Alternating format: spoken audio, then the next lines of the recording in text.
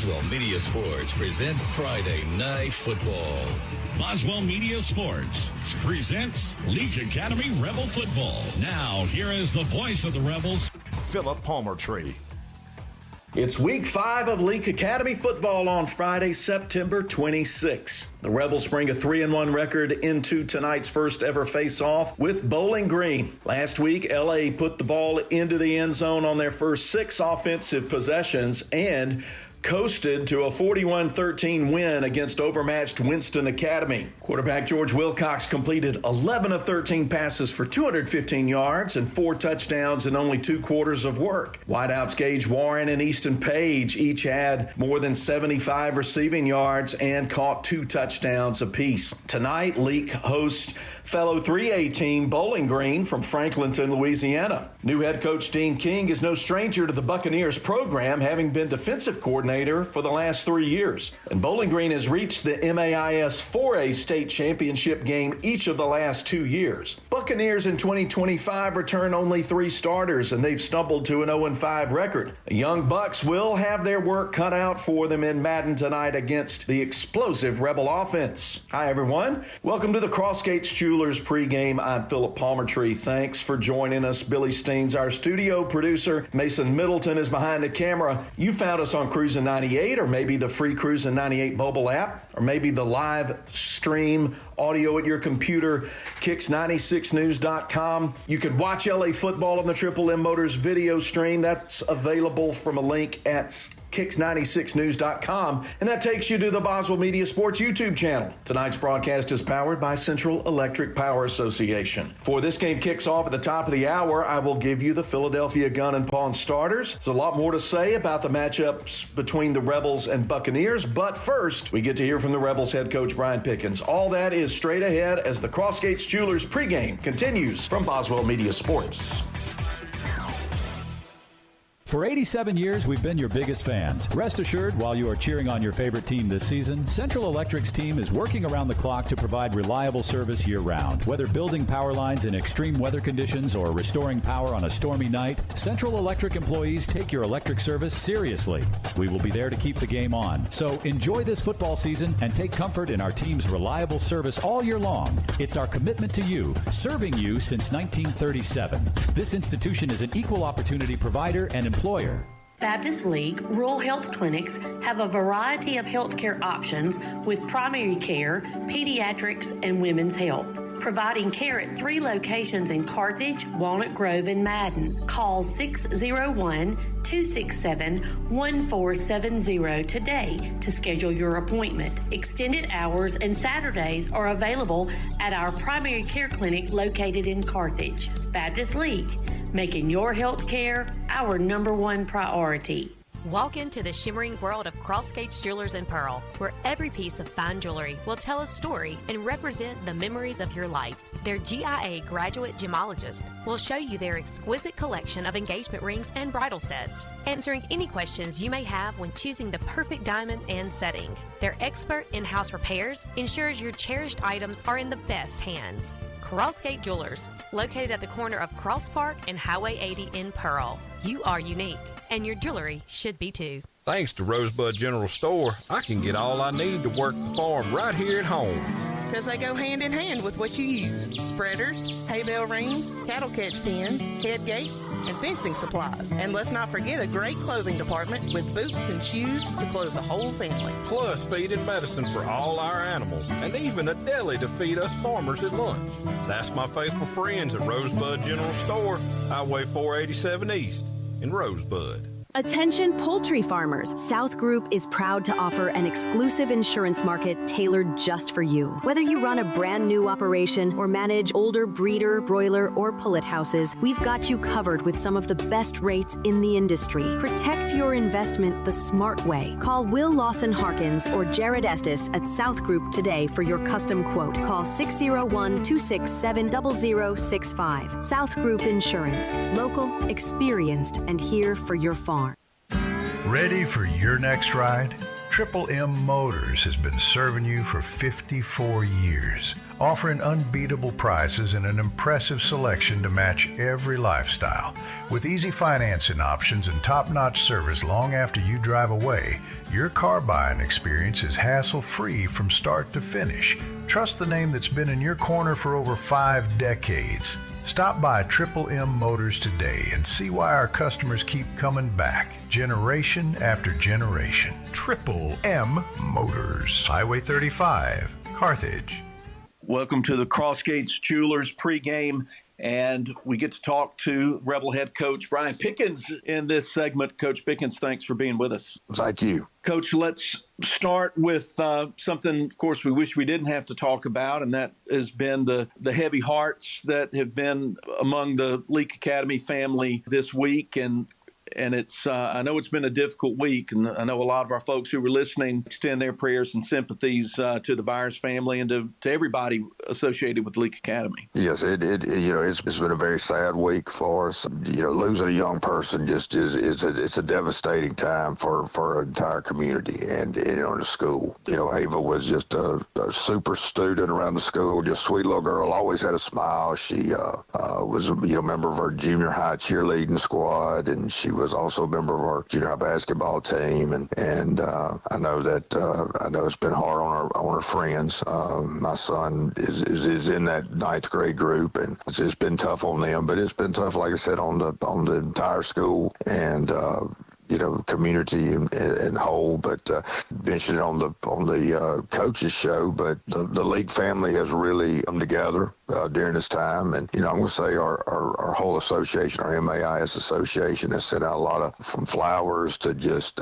messages to cards, things like that. So I'll let you know just what a tight knit bond we all have, in our school and our community and in the entire association as a whole. But I just encourage everybody to keep praying for this family. This has been a heartbreaking thing for them, and just keep them in your prayers for from here on out as they go through this. Well said, and I thought it was important that we mention that we remember and honor Ava and recognize the grief that the students and everybody deal with as they go about the rest of the school year and the rest of their lives. So thanks for commenting on that for us here in the pregame show. Yeah. Well, Coach, let's turn to a review of last week's 41-13 win by the Rebels against Winston Academy. And it's a game that I thought we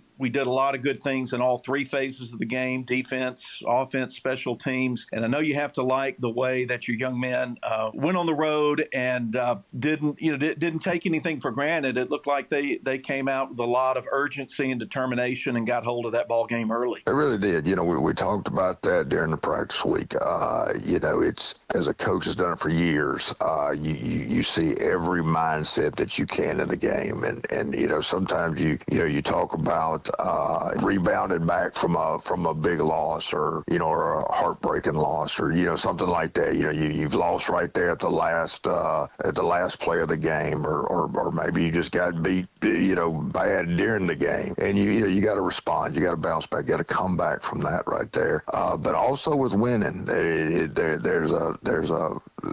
another mindset. We had come off the Winona game where we ran the clock, and you got to keep your team going even during that time. And that sounds like that would be a hard thing to do. Sometimes that's as hard as anything. Is to get them back in on Monday after a big win and get them mentally prepared to come back and get ready for the next opponent. And I thought this group did a super job of that. Now, I always talk about how you respond. It's all about the response. And so now this week we're coming off a big win, and how would we respond to running the clock on somebody who, the week before had been undefeated and had been averaging 40-something points a game and giving up 6 points all year. And then, now you got to come back from that. Well, they did a great job, had a great practice week that week, and we talked about playing up to our level and continuing to do that and practice up to our level and do what we wanted to do and keep our goals in mind as because we did that, and I thought that's exactly what our kids did.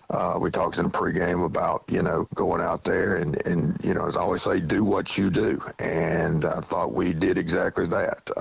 We put as much as we throw, we put a huge emphasis on our run game. You'd probably be surprised if you saw the amount of inside drill work we do, with our guys during the week getting ready for a game. And so when Garrett took that power play and bounced it outside and took off for a 30-something yard touchdown, that's what we work on all the time. And so I was glad to see that, the first score. And then after that, as I always say, Georgia and the receivers kind of took over. Easton had two big touchdown receptions. Gage Warren had two big touchdown receptions. Long balls. Gill had a touchdown in there. And okay. Sometimes my math gets messed up. I was trying to think. Okay, we scored 6 touchdowns. I mentioned all of them. But anyway, I thought we executed on offense. Really only had one bad play. If you take when we were in the first half, I think really you take that. There's only one bad play. We had a missed assignment that actually put us in a 4th and 13 situation early in the game, 7-0. And a lot of teams would try to get that first down, throw something intermediate. We just felt like we could go over the top, and that's exactly what we did. We hit Easton Page down there on a 40-something yard touchdown, and George just put it right on the money. But I thought we executed great on offense. Defensively is where I was really excited with us.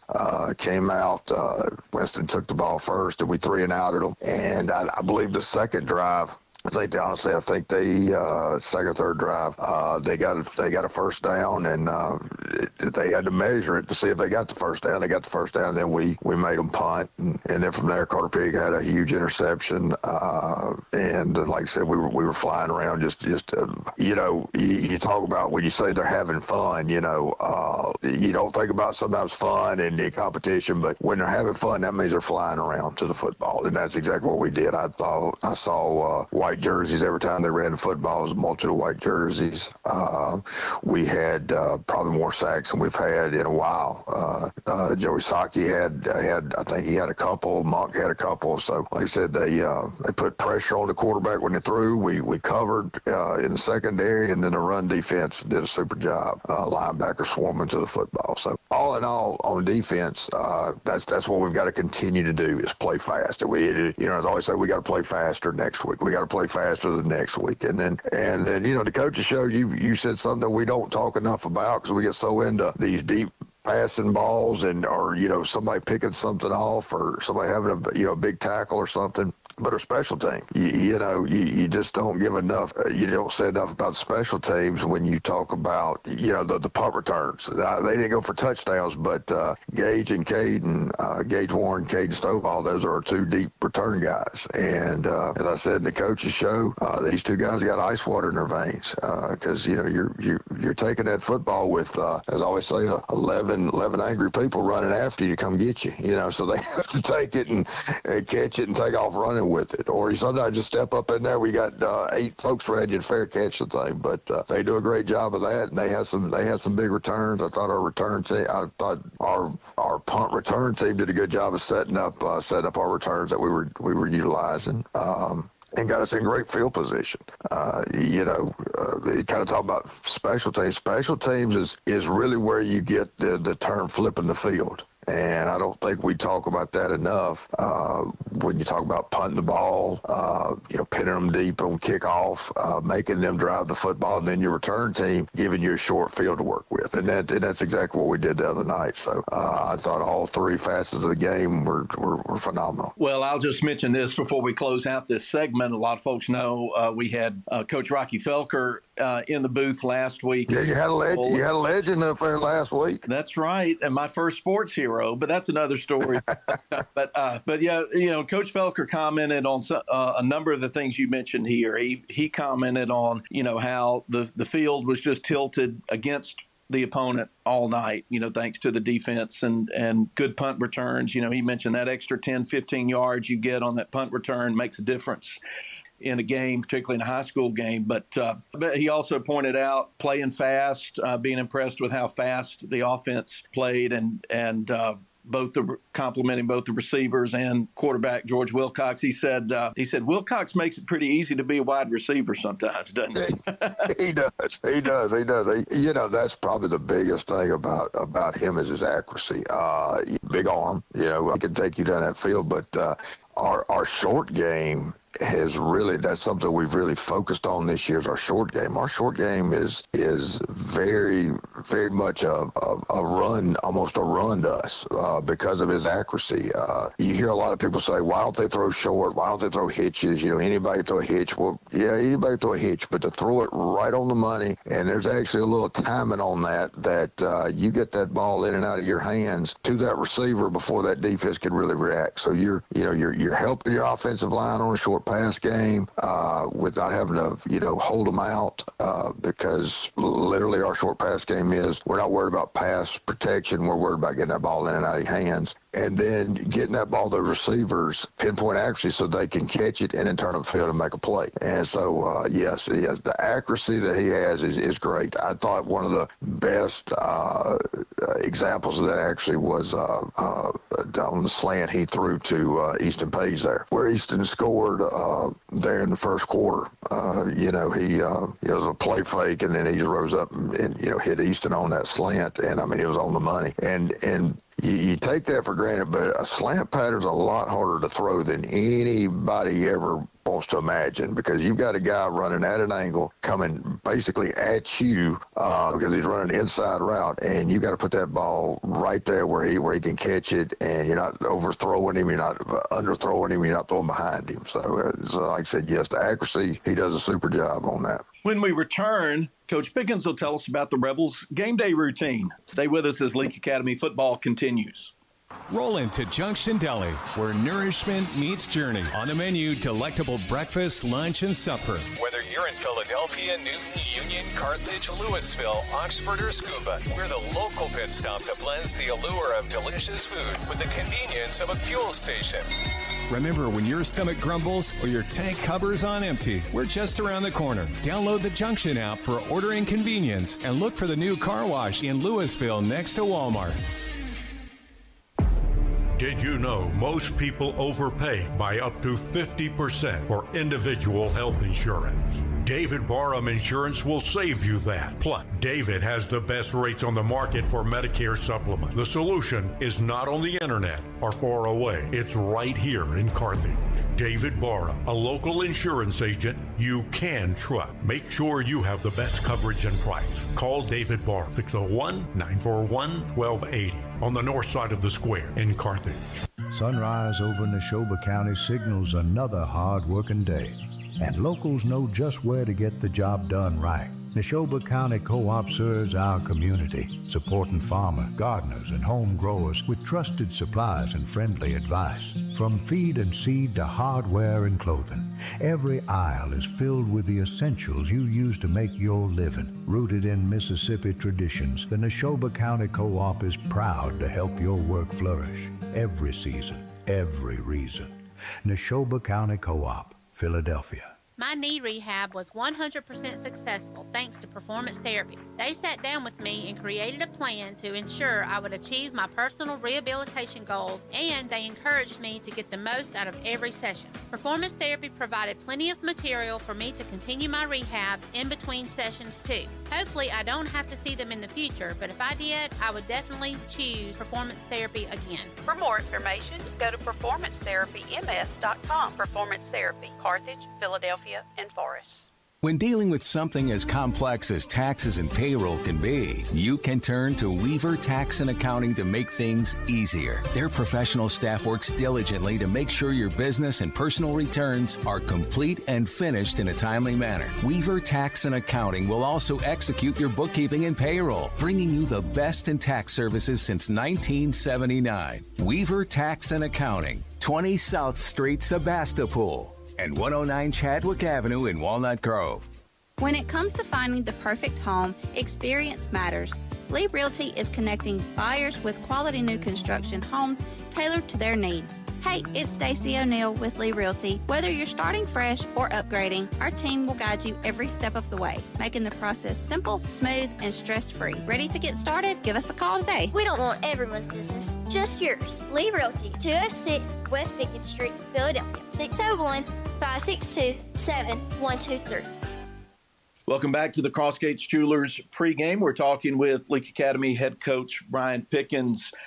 And in this second segment, we're often talking about position groups, but I thought we'd take in a different direction this evening. And you've talked in the past about how important routines, practice routines are. You want the players to, not to be surprised with what's coming next. What's a home game schedule like on a Friday, particularly in those hours leading up to kickoff? Well, first of all, we have a regular school day routine. As we always say, they're students first. And so they come to school. You have our pep rallies in the morning times. And then, that, like I said, that just kind of gets them back acclimated. I'm a creature of habit. I want everything to be as consistent as it can be. And I want it, what it looked like Monday going to practice, I want it to look like Friday going to the game, as far as their school day routine, lunchtime and going to their classes and doing what they do in class, in the classroom. And then after their daily routine, they come down to the field house, usually around seventh period. And when we get them all in there and they kind of get changed and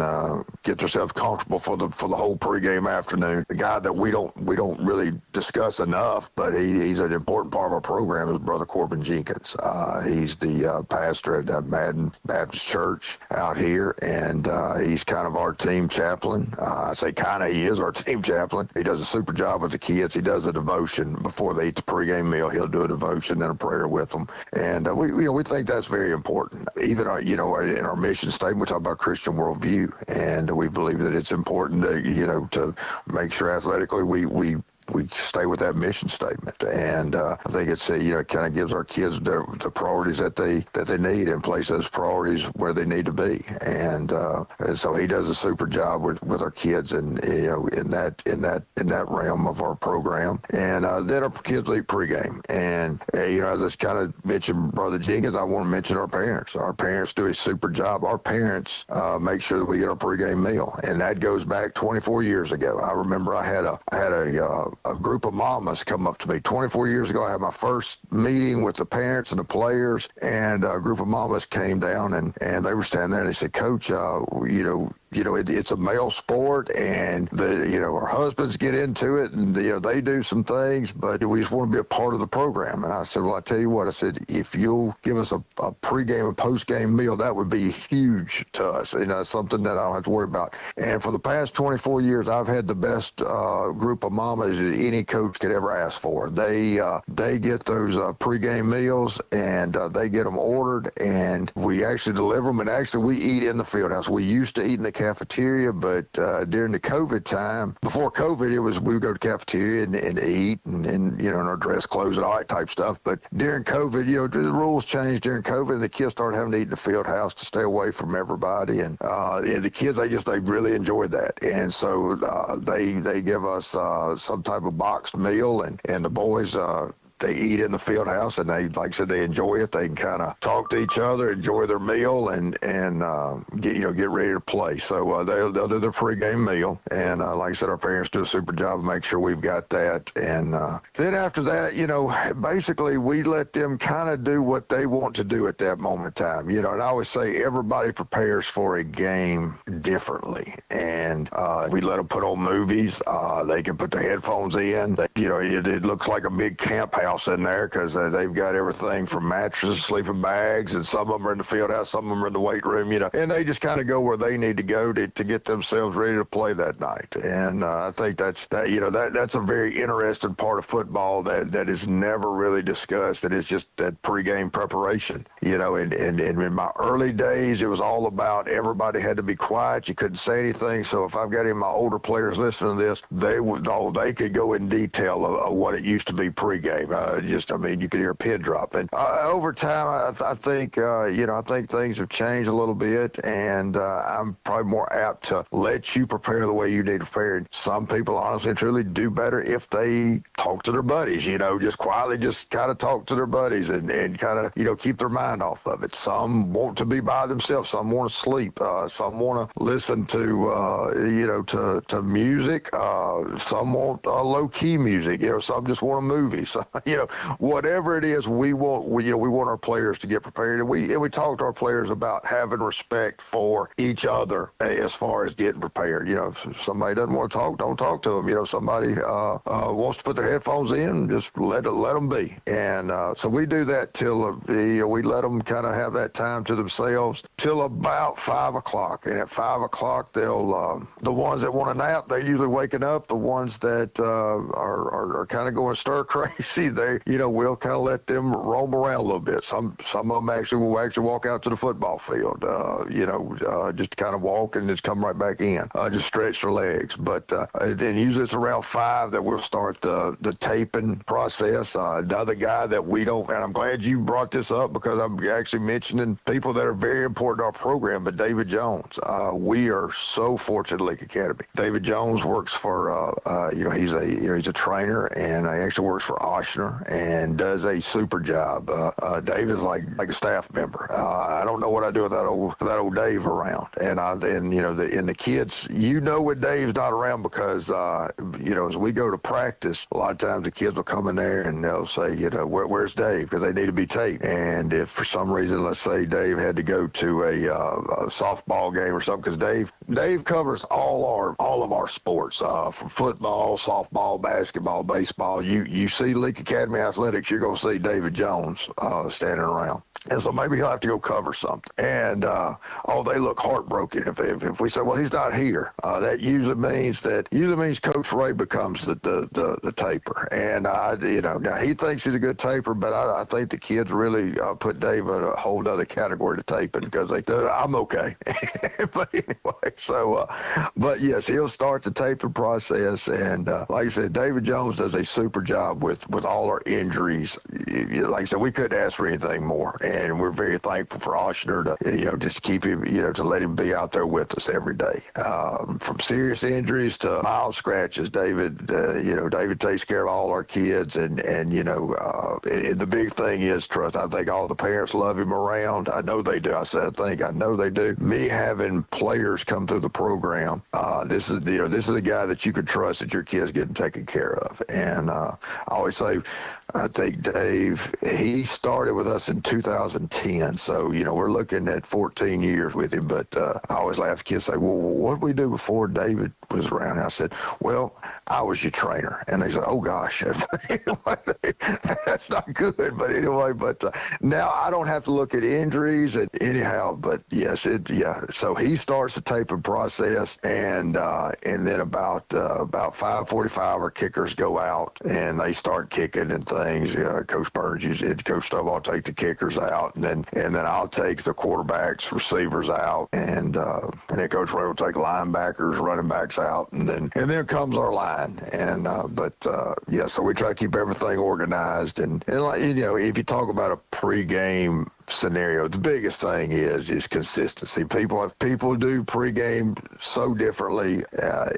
In my years of coaching, I always say it's all about consistency. Just keeping everything the same, and that's probably the biggest way you help on preparation for a game is just keep it the same. They know this is what time we're going out, this is what time we're taping, this is what time we're eating, this is what time we're doing the motion, this is what time we got time to ourselves. Just whatever. It's all about the consistency of it to get yourself prepared to play. One more segment coming up with Coach Pickkins, and we'll take a look at tonight's matchup with Bowling Green as the Crossgates Jewelers pregame continues. Build your barn with Ozark Ag from the ground up. Expanding your poultry operation is simple and fast when you turn to the poultry pros that you'll find at Ozark Ag. They're your go-to partner for poultry barn construction. So let's check that checklist, shall we? Full service design and build? Check. Equipment installation? Check. And service that lasts long after the barn is finished? Check. And by the way, this just in? Check. Build strong together. Call or go by to get started. Ozark Ag, Highway 16, Carthage. Moore's Pharmacy in Carthage, Sebastopol, and Walnut Grove appreciate you, their customers. We have a beautiful selection of gifts with free gift wrapping. We are one of the only pharmacies around to offer compounding and women's hormone replacement therapy. Moore's Pharmacy accepts all insurance, including Medicaid. Our 2-lane drive-through and prescription synchronization will make your visit very convenient. Come see us. We have the shortest wait time in town and a professional staff to assist you. Moore's Pharmacy, Highway 16, Carthage. Hunting season is here, and Leake County Co-op has everything you need to get ready. From ammunition to deer attractants, premium deer feed, and the seed to plant your perfect food plot, they've got you covered. And cattlemen, don't forget, it's almost time to plant ryegrass and winter wheat for winter grazing. Lock in the best pricing by prepaying for your ryegrass seed before October 15th. So whether you're headed to the woods or the pasture, come see us at Leake County Co-op, where neighbors help neighbors since 1936. Ready for your next ride? Triple M Motors has been serving you for 54 years, offering unbeatable prices and an impressive selection to match every lifestyle. With easy financing options and top-notch service long after you drive away, your car buying experience is hassle-free from start to finish. Trust the name that's been in your corner for over 5 decades. Stop by Triple M Motors today and see why our customers keep coming back, generation after generation. Triple M Motors, Highway 35, Carthage. Philadelphia Gun and Pine, the original since 1974. Philadelphia Gun and Pawn reminds you, size matters. Which is why they have the largest collection of firearms your eyes have ever seen. They carry a huge selection of Liberty and Browning safes in stock, and delivery is available. Save 25% off select used firearms while you can. Always giving you more bang for your buck. Visit Philadelphia Gun and Pawn, 910 Posey Avenue in Philadelphia. The original Philadelphia Gun and Pine. Need to make your team stand out? In Sports has you covered. From high-quality screen printing on jerseys and fan gear to top-notch sports equipment, we bring your game to the next level. Celebrate your victories with our professional trophies and plaques, perfect for every champion. Whether you're gearing up for the season or commemorating a win, trust In Sports, where local teams shine brighter. Gear up, play hard, win big.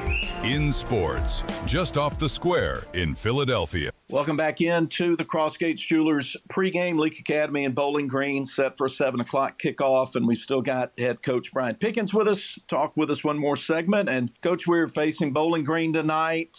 They're in the same classification as we are, 3A team that has had a lot of success, been in the state championship each of the last 2 years. And it is kind of an exciting thing when we face a team we haven't seen before. That's right. You know, in the entire school history, these two teams have never faced each other. So yeah, this will be the first time either squad has seen each other. And, you know, and like you said, this is the first time we're playing a 3A school this year. We've played 2 4A schools. We've played 2 2A schools. So now we're playing in our classification. So I think this is going to be a good indication of, where we are, in our classification. And Bowling Green's a very good football program. They've played for state championship last 2 years. I knew the former headmaster, head coach down there. He has since moved on to another school, but they still got a great tradition down there. Got a good-looking football team.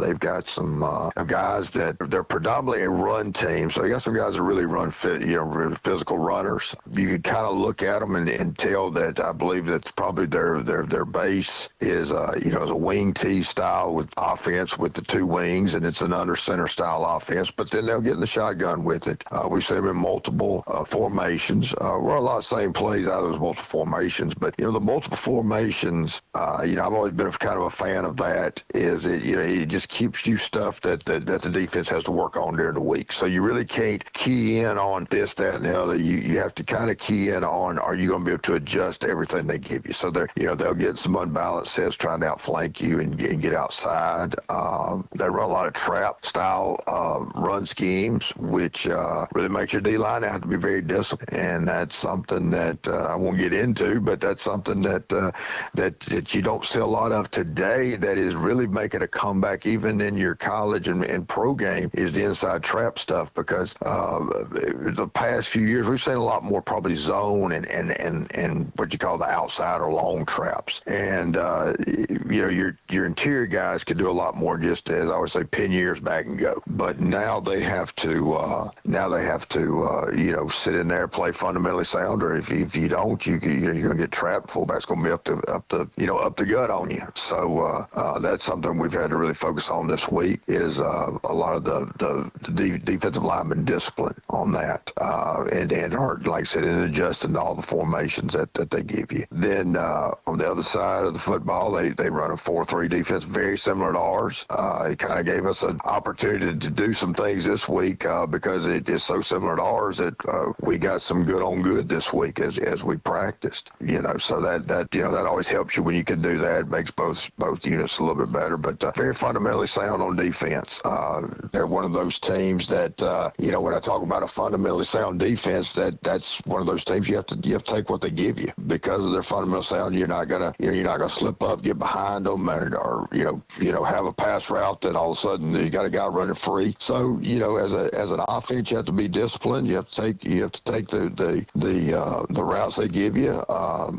And you have to mount up and when you run, you have to be aggressive because these guys are coached and they're going to be coming downhill at you when you try to run the football. So like I said, it's going to be it's going to be a big game for us, and let us know where we stand in our classification. Coach, best of luck to you and the Rebels tonight facing the Buccaneers, and we look forward to visiting with you next week. Good luck to y'all tonight. All right, thank you so much. Hey, don't go anywhere. We're getting closer to kickoff. Countdown gets underway when we come back from this break as Leake Academy football continues. When it comes to finding the perfect home, experience matters. Lee Realty is connecting buyers with quality new construction homes tailored to their needs. Hey, it's Stacey O'Neill with Lee Realty. Whether you're starting fresh or upgrading, our team will guide you every step of the way, making the process simple, smooth, and stress-free. Ready to get started? Give us a call today. We don't want everyone's business, just yours. Lee Realty, 206 West Pickkins Street, Philadelphia, 601-562-7123. If spending days looking for top dollar for your timber has left you feeling like you're barking up the wrong tree, then I would listen closely. Welch Forest Products in Union does it better than anyone and with the least possible damage to your property. Whether it's management, forestry care, pine plantation, thinning, or site prep, the last number you'll dial is 601-774-8200. They buy land with or without timber too. Call Bo Welch now at Welch Forest Products today. 601-774-8200. Attention poultry farmers. South Group is proud to offer an exclusive insurance market tailored just for you. Whether you run a brand new operation or manage older breeder, broiler, or pullet houses, we've got you covered with some of the best rates in the industry. Protect your investment the smart way. Call Will Lawson Harkins or Jared Estes at South Group today for your custom quote. Call 601-267-0065. South Group Insurance. Local, experienced, and here for your farm. Dr. Brooke Bobo and his staff at Carthage Veterinary Clinic wish you and your animals the very best. They treat all animals, large or small, with the care you would want for a member of your family. Carthage Veterinary Clinic provide for your sick or injured animals and also offer grooming and boarding as well. Located on Highway 16, Carthage Veterinary Clinic is open Monday, Tuesday, Thursday, and Friday from 7:30 until 5:30, and Wednesday and Saturday from 7:30 till noon. Thanks to Rosebud General Store, I can get all I need to work the farm right here at home. Because they go hand in hand with what you use. Spreaders, hay bale rings, cattle catch pins, head gates, and fencing supplies. And let's not forget a great clothing department with boots and shoes to clothe the whole family. Plus feed and medicine for all our animals, and even a deli to feed us farmers at lunch. That's my faithful friends at Rosebud General Store, Highway 487 East in Rosebud. West Side Body Shop says, let's face it, stuff happens. And when it does, they can take care of damage as small as a chip in your windshield all the way up to full collision services.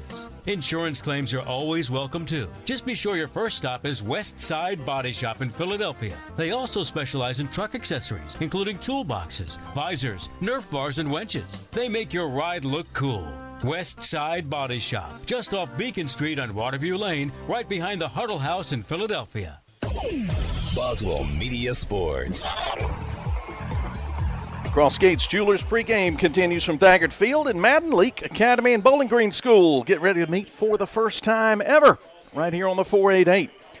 You can watch tonight's broadcast on the Triple M Motors video stream. That's available. Link to it is available at kicks96news.com. And we're powered by Central Electric Power Association. We've got Billy Steen running things in the studio. Mason Middleton is with us in the booth running that camera. Going to have our color analyst introduced in just a minute. We'll keep you in suspense for just another minute, everybody. I'm Philip Palmertree. Appreciate you hanging out with us. Let's jump to the Philadelphia Gun and Pawn starters. Connor Moore is at center, the senior. He'll be snapping the ball. Guards, senior John White King on the left side, junior Tanner Walsworth on the right side. Pair of juniors at tackle, John David Thomas, left tackle, Lane Stewart, right tackle. Tight end duties and H-back duties will fall primarily to Wright Palokas, a junior. He'll also move out into the slot as a receiver. The other wide receiver is Easton Page.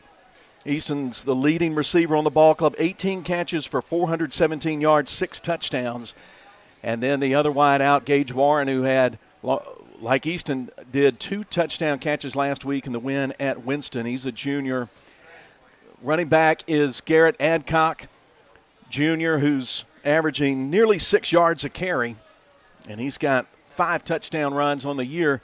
And taking the snaps, senior QB1 George Wilcox. 78 attempts, 46 completions for 951 yards, 10 TDs, 4 interceptions for Wilcox. The specialist, Wright Palokas, the long snapper on punts. Tanner Walsworth, the snapper on place kicks. Easton Page does the holding on the place kicks, and Caden Stovall kicks it any way that we need it kicked. Punting and kickoffs and extra points and field goals. Defensively, Alan Olivo anchors the defensive line, senior at nose guard. Talon Dillard, the junior at defensive tackle. Caden Muck on the right side of the offensive line. Left side, if you're looking at it from the defense's perspective, he's a junior at defensive end. And the other defensive end is Joey Saki, who had 2 sacks last week against Winston. Middle linebacker bringing the thump is Cody Kemp, leading tackler on the ball club, averaging 8.5 tackles each night. Outside linebackers are Jack Johnston on the one side, junior, and senior Carter Pigg, who picked off a pass last week in Louisville. The corners, Joshua Gray, the senior at one corner, Brennan Evans, the junior, the other. Braden Welch at the rover position, senior, who sometimes plays down with a linebacker, sometimes back up with the safety. And backing it up, Will Garner at safety, senior. Those are the Philadelphia Gun and Pawn starting lineups. And Rebel fans, Baptist Memorial Hospital Leake is honoring the late Old Ball coach, Gilbert Barham, by endowing the Gilbert Barham Color Commentators Chair. Tonight we bring back Cooper Sanders. He's returning to the broadcast team. Our friend, native of Nanawaya. And big news, everybody, if you hadn't heard, he got engaged last weekend. Congratulations to you, Cooper. I did. Thank you for the congratulations. I appreciate it. It was a great weekend. Ole Miss won. Giants named Jackson Dart the next starter. And I got engaged to my now beautiful fiancée, Delaney. Not sure if she's listening or watching right now, but I'll get a text in a minute if she is. But you did well, and it was exciting, not in that order. Yes, not in that order. Number 1 being getting engaged. Number 1. Okay, good. You're playing it the way it needs to be played. Bowling Green's run out on the field. Rebels coming out. Cooper, tonight we're facing a team that certainly knows its way around MAIS football and has been really successful. They've been in the last 2 state championship games, but a very young team that has played a tough schedule, and that has kept them out of the win column. But as Coach told us during the interview segment, they're a disciplined ball club, and they're going to present a challenge. Oh, yeah, of course, especially when you move your defensive coordinator into that head coaching role. You're going to stay disciplined. That's how successful teams stay successful, is when you build a program and you keep those same coaches bringing the program back. That's how you stay successful. we're going to turn it over to the PA announcement for a special ceremony. Miss Ava Byers. She was a special and sweet soul who loved the Lord, her family, her friends, and Leake Academy. We would like to extend a thank you to all of our Rebel Nation for the many prayers, thoughts, and comforting words that you have shared over the recent days. It has been a true blessing to see our community come together with God's comfort in this difficult season. We also would like to thank our MAIS community of schools for all the special words of condolences through phone calls, text, and even social media posts. As MAIS schools, we are truly one big family. In fact, tonight, Bowling Green will have a special presentation at halftime to show their love and support for Leake Academy and the Byers family. Also, our 9th grade cheerleaders have donated a permanent sign on the right for you home fans that says LLAB, Long Live Ava Byers. As the days move on, we ask that you all continue to join us as we pray for and support the Byers family. Pray for the Leake Academy family, especially her classmates. Before tonight's prayer and national anthem, we would like each of you to rise or remove your headgear for a moment of silence to honor the life of Miss Ava Byers.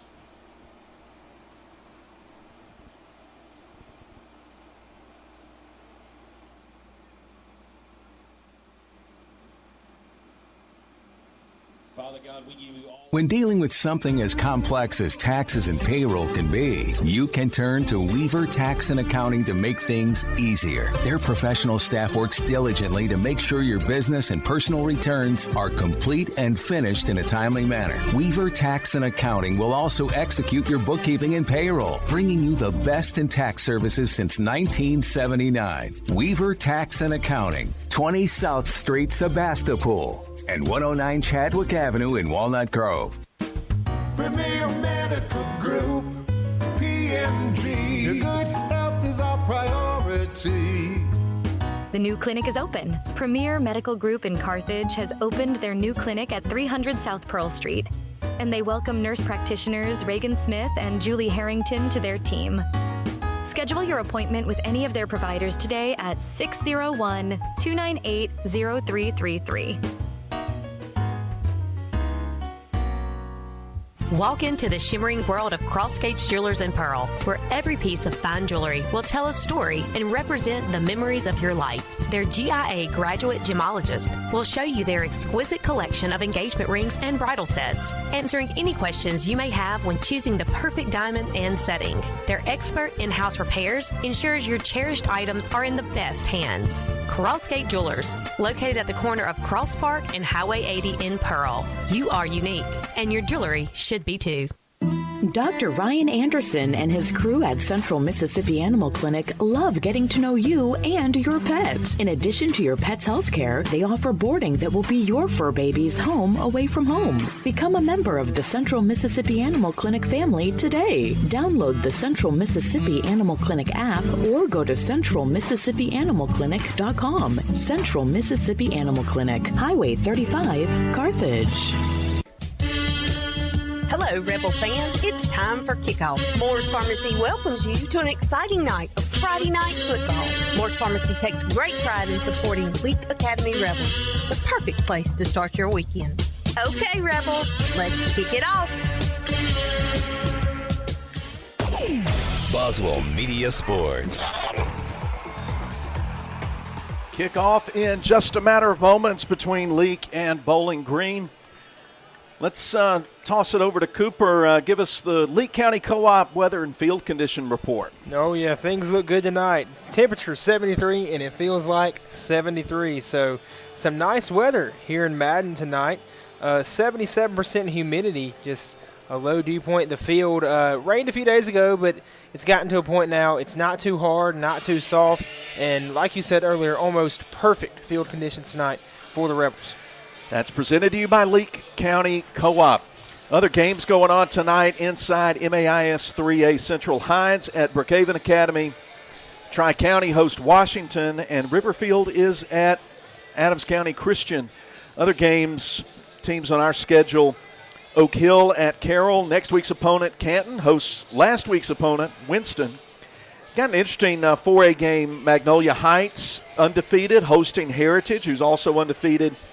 And then in the Big Four, they're meeting second consecutive week. MRA at JA is a headliner game, Hartfield at Jackson Prep. Give you some of the public school action later, but now it's time for the Moore's Pharmacy kickoff. Caden Stovall going to kick off left to right, north to south. Rebels in the red jerseys tonight, and here we go. Kicked off, taken at the 11-yard line by Rivenbank. River Bark, and he's able to get it to the 25 and gets tripped up at that point. In fact, right at the 25. So we'll get the first quarter underway. The Buccaneers have the ball first. Tonight's first quarter presented by Carthage Collision Center, and we want to say welcome and thanks to any Oak Forest Bowling Green fans who are tuning in on the Boswell Media Sports YouTube channel. Thanks. Good to have you here. 2x2 receivers, shotgun set on first down. Their quarterback is junior Kirsten Didden, but right away there's a flag, and the Rebels, I think, are going to be called for an offside.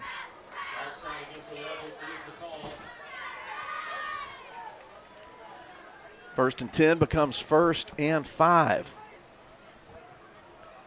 Rebels, of course, coming in at 3-1. Won their last 2 ball games. Yeah, the Rebels, really bouncing back ever since the Jackson Academy loss and getting back on track after taking a tough loss. Diddens throws complete right to the first down line at the 35. Good job by Rivenbark taking that ball and gathering it in. Will Garner was there to tackle him, but it's going to be a first down, I think.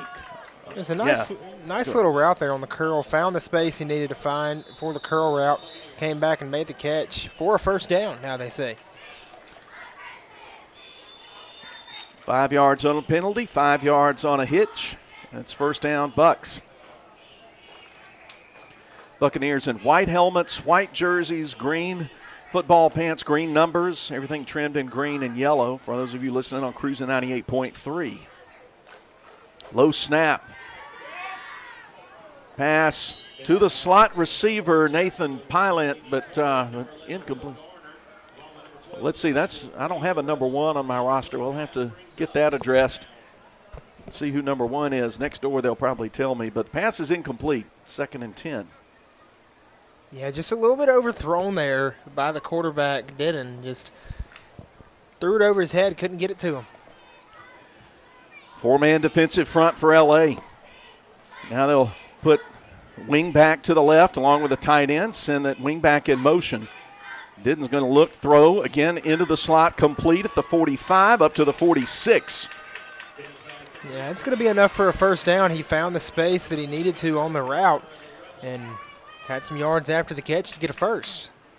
Garner makes the tackle. So back-to-back first downs for Bowling Green. Opening drive, we're just a minute deep into the ball game. Yeah, Bowling Green doing a good job of, like I said, finding space and just making those easy passes that they have to make. Yeah, you don't want to make things more difficult for yourself than they already are when you're on the road. Diddens from the shotgun takes a bell tie, snaps, going to lob it up left side right into the hands of Pylan. He's into Rebel territory, 35. Gets knocked out of bounds at the 31. Carter Pigg and Joshua Gray got him out of bounds, but not before they had picked up 24 yards, and they get a first down in Rebel territory. And that was a perfect football from Didden. The perfect lob to give him enough time to catch it in stride, and running back makes a big play there, picks up some big yardage, and they're knocking on the door of the red zone now. Left hash, 31-yard line. They'll bunch a receiver, extra lineman, and a wingback on the left side. This time give it on a sweep right to left, but Carter Pigg did a nice job knifing in and tripping up Colby Robertson. Didn't get a thing on the play. may have even lost a yard. In fact, yeah, he lost 2 back to the 33, so 2nd and 12. And those are the kind of plays you have to make defensively. You know, when they make the switch from pass to run, you're able to come through and instantly stop that run game. And now it's going to be a 2nd and long, so they have to decide what they want to do here. Bowling Green does. Went near the sideline to talk to his coaching staff over there. 9:35, ticking clock, first quarter. Bowling Green started at their 25, and they've had 3 consecutive first downs. They're on the move, 2nd and 12. High snap over the head of the quarterback. Diddins makes the smart play and just dives on it. But that is a big loss and now creates 3rd and long. Negative play there benefits Leake, but that's one, Cooper, where a lot of quarterbacks will try to scoop it up and make the play, and then something really harmful can happen to you. Oh, yeah, because you have a lot of space there. A lot of quarterbacks get greedy, and they trust themselves a little too much. But going back, you know, that just makes it an even bigger play by Carter Pigg, because now 2nd and long, you're under a little more pressure than you have been, and the bad snap makes it 3rd and a mile. 3rd and 26 to be precise by my count. Move receiver in motion out to the right, looking left, throwing deep, going for it all. Could be picked off. Joshua Gray's got the INT at the 22-yard line, and the Rebels have turned back the Buccaneers on their opening drive with a turnover. And I'm not sure if that was just some miscommunication between quarterback and wide receiver. That's what it looked like. But either way, right there to make the catch, Joshua Gray looked like he was the intended receiver. And just a huge play for Gray to get the turnover and halt a drive that was looking very promising for Bowling Green. Rebels take over, 8:28 to go in the first quarter. They take over after the interception at their own 22-yard line. Carthage Collision Center first quarter. Shotgun snap, throw, quick hitch, sideline complete to Page. And Easton gets run out of bounds after a gain of about 5 yards. And Rebels come back quickly to the line of scrimmage. In fact, they'll give him 6, 2nd and 4.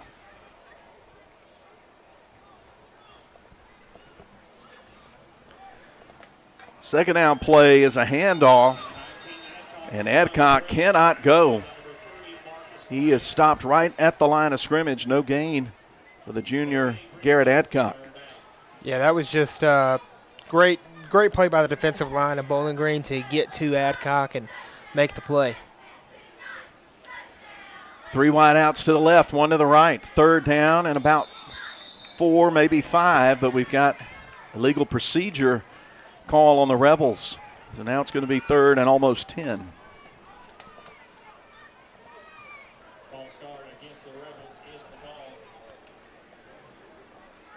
Clock stops, 7 minutes, 38 seconds to play in the first quarter. No score. Leake with the ball for the first time after an interception. Their own 22, 3rd and 9. Wilcox setting up to throw. Releases. Pass caught for the first down. Gage Warren's got it, and he's spun around once, twice, 3 times, and pushed into the sideline after a gain of 13, and that's a Central Mississippi Animal Clinic first down. Yeah, it was an incredible play there to get it to the outside, and Warren able to pick up a few extra yards after the first 2. Now resetting the downs. Warren split out alone to the left, 3 wide receivers to the right. They're going to go deep. Pass going to be intercepted at the 35. Buccaneers coming the other way. Room to run. Cross midfield. 45, breaks a tackle there, and then slips as he tries to cut back to the inside. And our unknown number 1, who we'll try to identify between quarters, ends up with the interception, brings it all the way back to the Leake 39. Yeah, that pass was intended for Stovall, and Stovall leaped up for it, was just a little overthrown. And then, of course, the defensive back was right there to make the interception. And we're back to square one. Puts us almost right back where we were, that's right. About almost where the line of scrimmage was when Didden threw the interception about 3 plays ago. Yeah. They'll send the receiver out to the right. And number 5, who I also don't have in my roster, got to work on that. They'll hand off. Trying to get to the outside, lowering his head. Runner gets about 2, maybe 3. Rebels get good lateral pursuit, and Carter Pigg makes the stop. Yeah, Pigg, a good job there, just able to just chase after the ball and take down the running back who we still don't have a name for. We'll make up for it. Oh, yeah. His friends and loved ones are watching. But you can just only go with the roster that you get access to. Here's second and a long 7. Didden tosses out to Pyland into the short side of the field, and he's going to run out of real estate, go into his own sideline out there and pick up about 2 more to the 35, maybe the 34. Then set it down, right at the 35. It'll be 3rd and 6. Yeah. And that's not a terrible read by Ditton. It was the best read out of the options he had. The Rebels did a great job in coverage there in all areas of that option play. And able to make it a 3rd and looks to be about 6. About 6. 5:41 to play in the opening quarter. Rebels nothing, Bowling Green nothing. Shotgun set, 3 wide receivers, low snap, scooped up off the carpet, but now running for his life is Ditton, but he's got open space in front of him. He's going to pick up the first down, get his feet knocked out from under him at the 24-yard line. So that time Ditton was able to keep his eyes up the field, and he saw some open space to his right, took off there and got tripped up. I think that was Braylon Welch making the tackle. And that was an impressive play by Ditton. The ball was on the ground, and he picked it up just with one hand. Just didn't have to scoop it up, bend over, just reached down, picked it up one hand, and took off. Same formation, 3 wide outs. They'll spread the Rebels out a little bit. Clock at 5 minutes to go in the first quarter. Throw over the middle, going to be too high, intended for Rivenbark. Rebels had good two deep coverage over the top. Will Garner was there in coverage. 4:57 on the first quarter clock. Second and 10 from the 29.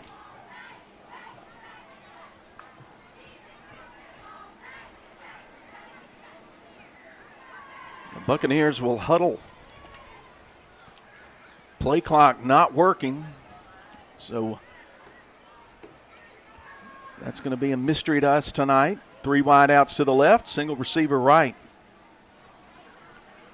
Pylant, the running back, to the left of his quarterback. They'll run that option play, but whistles blow and stop everything.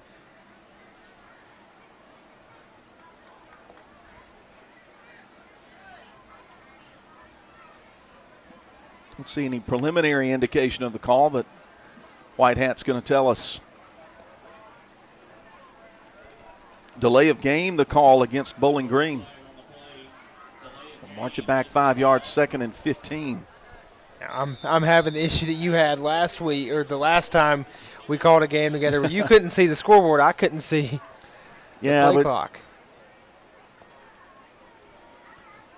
Well, the play clock at the north end is not on. The one at the south end is working. But Bowling Green's going in the one that they can't see. Bad snap. Joey Saki is going to wrap up Ditton near the 40-yard line, and that's a big loss, about 10 yards. Snap troubles have hurt Bowling Green. Looks like they're going to call a Lee Realty timeout that we'll take with them. 4:26 to go in the first quarter. No score. We'll be back. Philadelphia Gun and Pine, the original since 1974. Philadelphia Gun and Pawn reminds you, size matters. Which is why they have the largest collection of firearms your eyes have ever seen. They carry a huge selection of Liberty and Browning safes in stock, and delivery is available. Save 25% off select used firearms while you can. Always giving you more bang for your buck. Visit Philadelphia Gun and Pawn, 910 Posey Avenue in Philadelphia. The original Philadelphia Gun and Pine.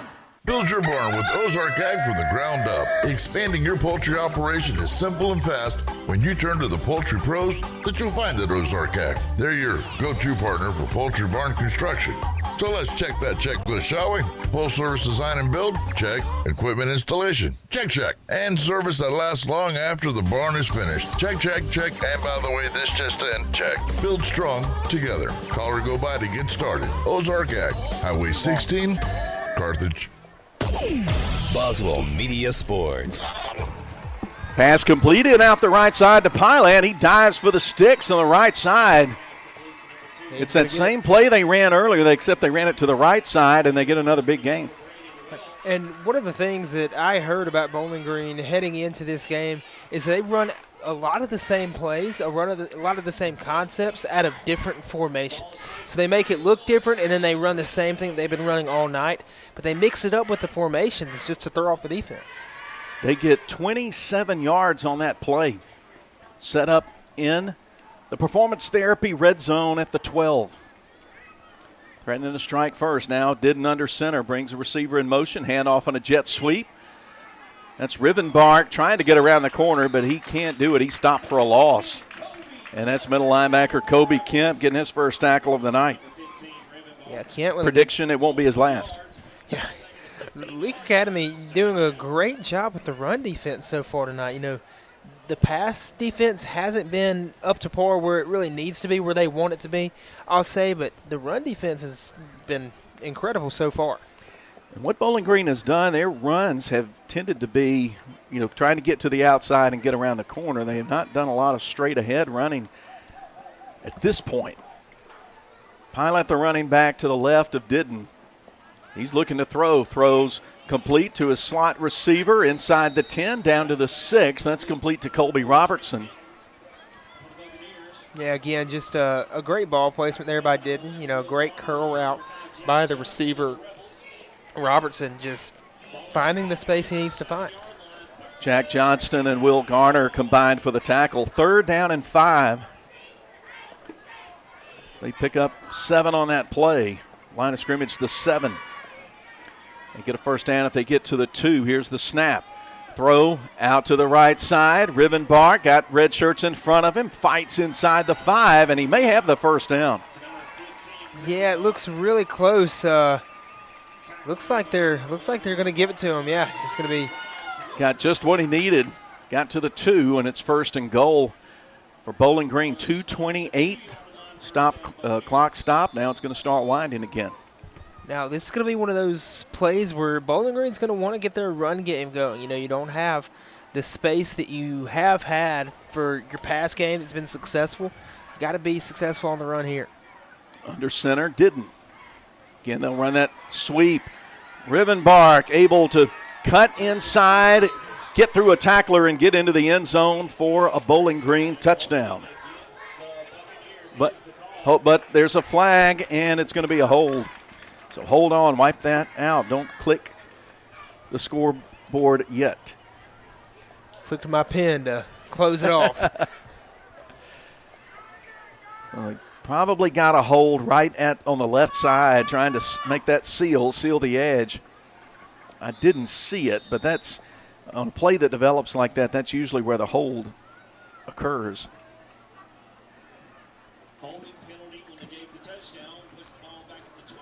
Something I found interesting about Bowling Green, and I'll tell you after this play, is it looks like it's about to start. 6-man line. 3 wide receivers. Didden back to throw under pressure, throwing to the end zone. Receiver turns around, going up to get it, but not coming down in bounds with it is Riles Wilkerson, the extra DB. Incomplete. And he got up in the air for that one. Coach Jason Morgan going to take some notes on that with that leap. Oh, yeah, he's on the basketball team as well, so Coach Morgan knows. Oh, good deal. Knows about Riles. Deal. But something I found interesting about Bowling Green is I knew coming in that they were going to have some long possessions and take their time coming up the field. Most teams do that on the ground. They do it through the air, which is very interesting to see. It is. 2nd and goal from the 12.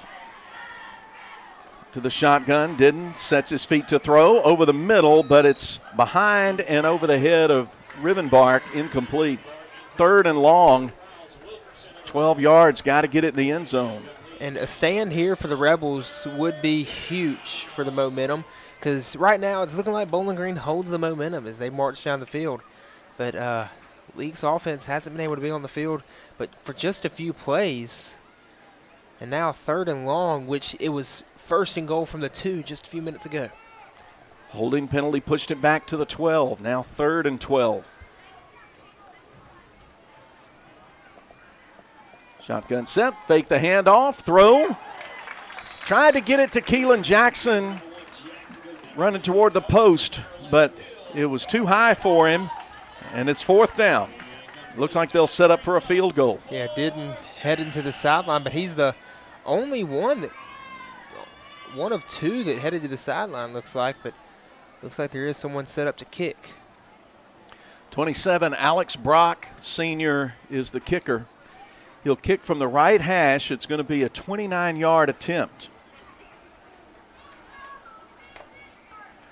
Hold is down. Kick is up very high, and it is good with 1:29 to play in the first quarter. First score, Bowling Green puts it up. They lead 3-0. We'll be back in 60 seconds. Did you know most people overpay by up to 50% for individual health insurance? David Barham Insurance will save you that. Plus, David has the best rates on the market for Medicare supplement. The solution is not on the internet or far away. It's right here in Carthage. David Barham, a local insurance agent you can trust. Make sure you have the best coverage and price. Call David Barham, 601-941-1280 on the north side of the square in Carthage. When memories matter most, trust Wilcox Funeral Home to honor your loved one's legacy with compassion and dignity. Our caring team walks with you every step of the way, providing comfort and support during life's most difficult moments. From personalized services to attentive planning, Wilcox Funeral Home is your partner in remembrance and healing. Celebrate a life well lived, because every story deserves to be told, cherished, and never forgotten. Wilcox Funeral Home. Our family, serving your family for 90 years now. Jordan Street, Carthage. Boswell Media Sports. Here's the Moore's Pharmacy kickoff from Alex Brock. He just booted a 29-yard field goal. It's 3-0 Buccaneers.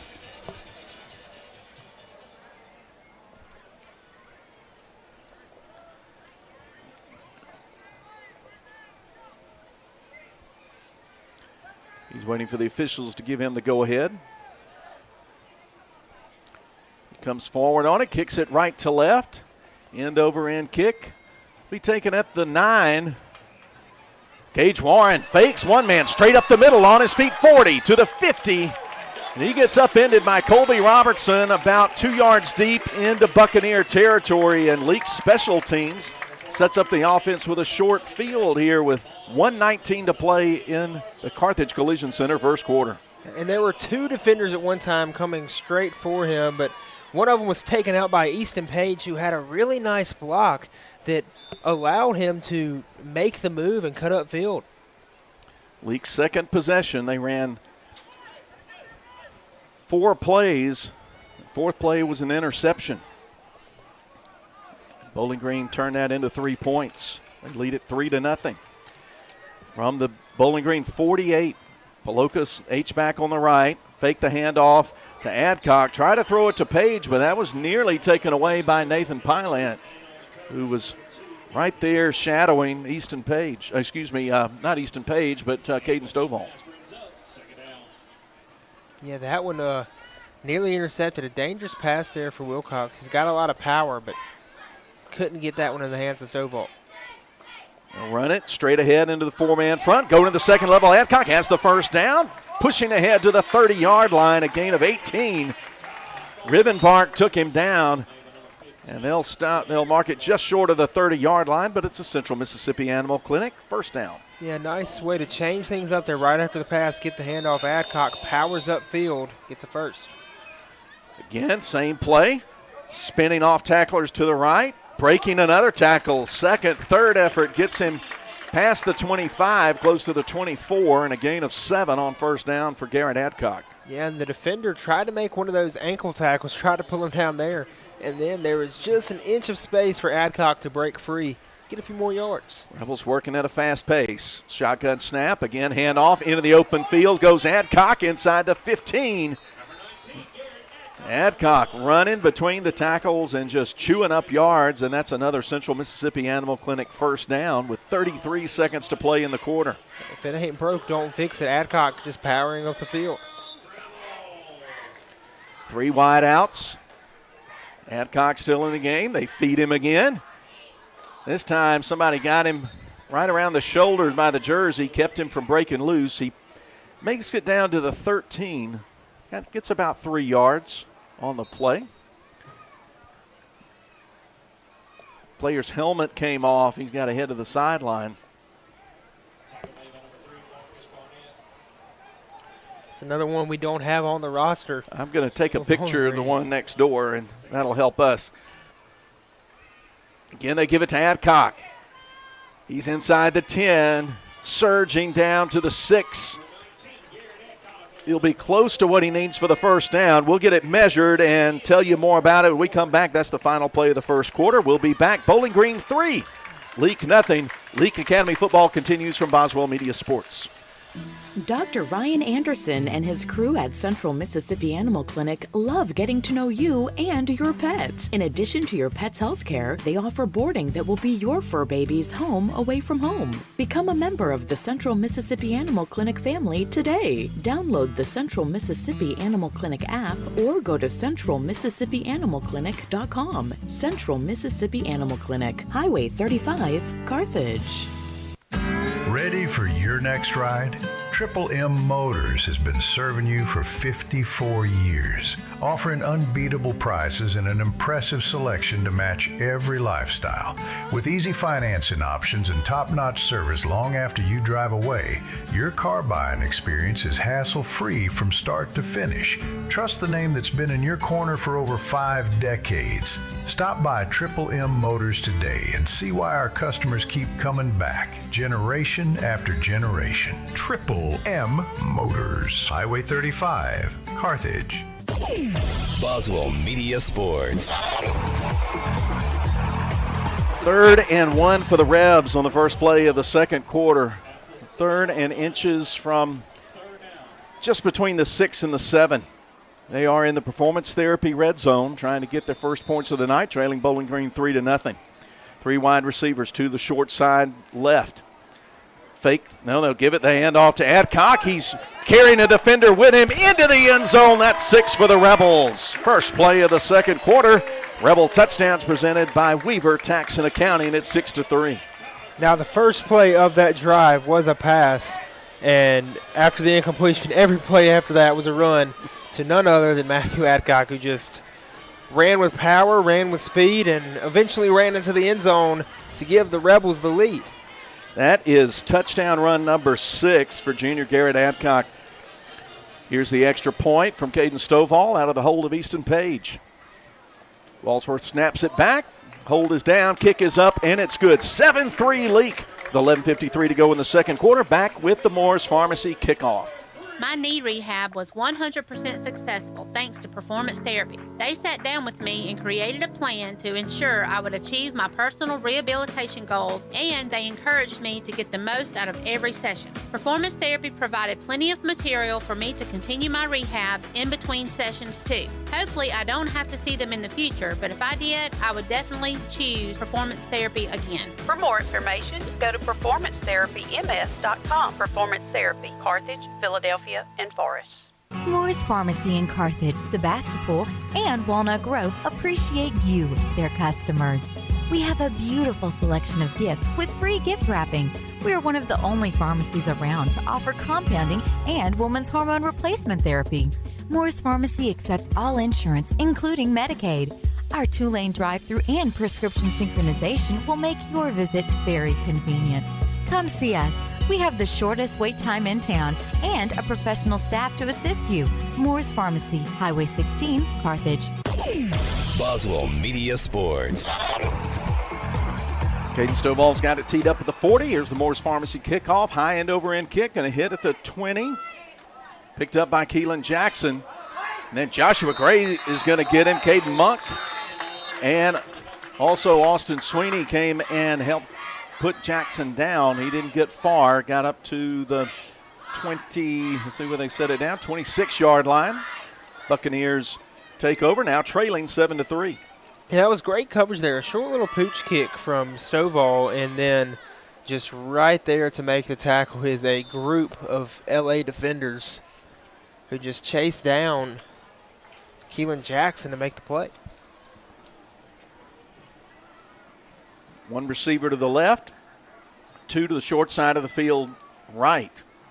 Bowling Green heading left to right here in the second quarter, brought to you by Welch Forest Products.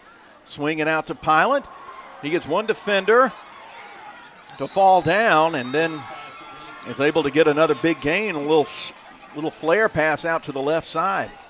Yeah, not sure what happened there, but Carter Pigg, he's coming off the field now. Looking like that leg that's got the brace on it, the leg he injured last year, he was kind of holding that, but he came off on his own. Yeah.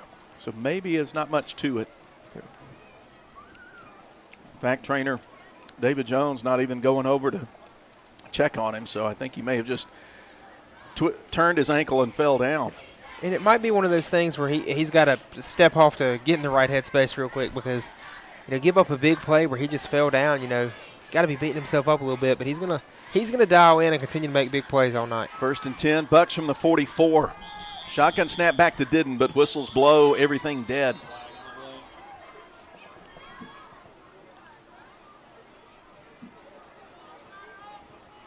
Second delay of game call. Now this time they're looking to the south where the play clock is working, so you can't fall back on that as an excuse. They just took up the 25 seconds they had, 1st and 15. Leake 7, Bowling Green 3, early second quarter. We played not quite a minute. Bring a wing back in motion left to right.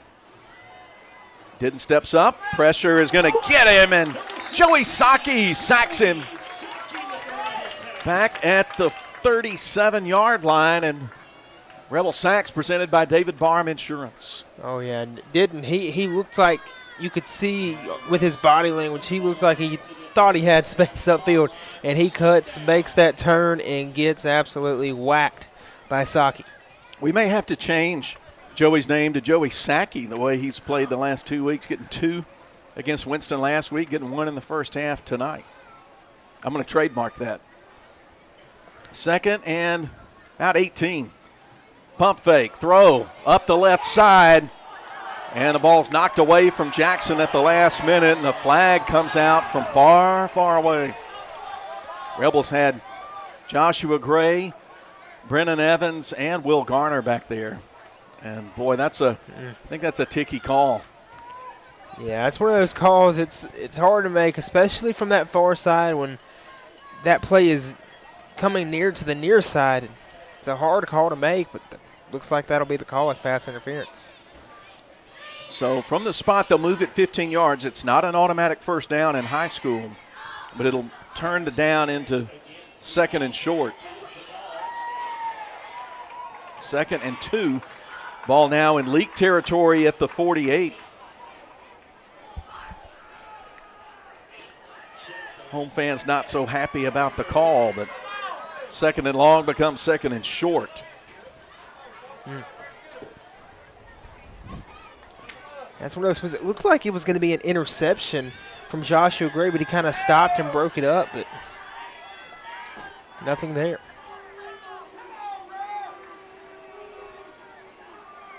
Oh, and okay, and he's just now giving the signal. They got things a little bit out of order. But anyway, we're back to football. 10-16 to go in the Welch Forest Products second quarter. There's Brian Pickkins letting his displeasure known. Thrown to Jackson at the 40. Slot receiver can't turn upfield. He's tackled immediately by Will Garner. Did just a perfect job of tackling him at the 40, but that does pick up the first down for Bowling Green. Yeah, Garner and Johnston with great coverage there to be right there. They couldn't quite get there to break up the catch, but as soon as the catch is made, the tackle is made. So it's a first down for Bowling Green, but a good job to not allow any extra yards. Will Garner, I have him credited already with in on 5 tackles. Right hash, Leake 40-yard line, 7-3 game. Bowling Green trying to get more points on the scoreboard. They'll throw that wheel route They have Gavin Gamillion covering Pilen that time. That's an adjustment right there. Well, that's having Gamillion in there for Carter Pigg. That's what that is. And Nathan Pilen, the intended receiver, the running back coming out of the backfield on that play, I think it was a perfectly placed ball. He just kind of stuttered, just slowed down before he ran after the ball and ended up being overthrown because of that. 2nd and 10. Let me tell you, Coach Pickkins is coaching that defense with a lot of intensity right now. Big line, 3 wide receivers. They're going to put it in the air. They throw it off the fingertips of Pilen. Gavin Gamillion was closing in on him at the 38. Pass falls incomplete, 3rd and 10 for the Buccaneers. Yeah, 2 straight incompletions, and now Didden going to go have a conversation with his coach and see what they can do here with 3rd and long. Well, you're seeing Leake adjust to that play. That's become their go-to play when they need yards. Get that back out of the backfield, get him isolated on that outside linebacker. But Leake has played it well the last 2 times. 3rd and 10. 4-man front for L.A. Empty backfield. Didden off his back foot. Throws it too tall for Pilen. Again, Gamillion right there with him, step for step. Incomplete. Yeah, great coverage there. Not the best throw coming from Didden, but it's going to be 4th down, and now Leake Academy going to get the ball back and see what they can do with the lead. Well, let's see what they're going to do. Looks like at this point in the field, 40-yard line, they're going to try to get the 10 yards on 4th down and keep the drive moving. 9:32 on the 2nd quarter clock. Austin Sweeney checks in on the defensive line for Talon Dillard. 3 wide receivers. Didden throws right side. Pass juggled into the near sideline. Looks like they called it a catch at the 27-yard line. It's going to be short. But it's not going to be enough. You're right, partner. Really great job of hands from Keelan Jackson into the Rebel sideline, but it's going to be down at the 33-yard line, and that's going to leave them a couple of yards short, in fact, 3 yards short of the 1st down, so it'll be Leake's ball on downs with 9:27 to play in the 2nd quarter, leading it 7-3. Yeah, an incredible grab. Just didn't have the yards. Looks like someone's going to call a timeout. I believe it's Bowling Green. We'll see who they say called it. It's a Lee Realty timeout. We'll step aside. Leake leading 7-3 early 2nd quarter.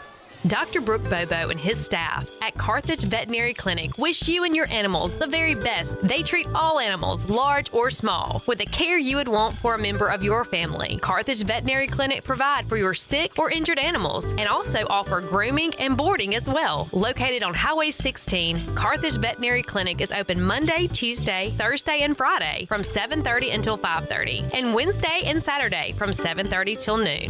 For 87 years, we've been your biggest fans. Rest assured, while you are cheering on your favorite team this season, Central Electric's team is working around the clock to provide reliable service year-round. Whether building power lines in extreme weather conditions or restoring power on a stormy night, Central Electric employees take your electric service seriously.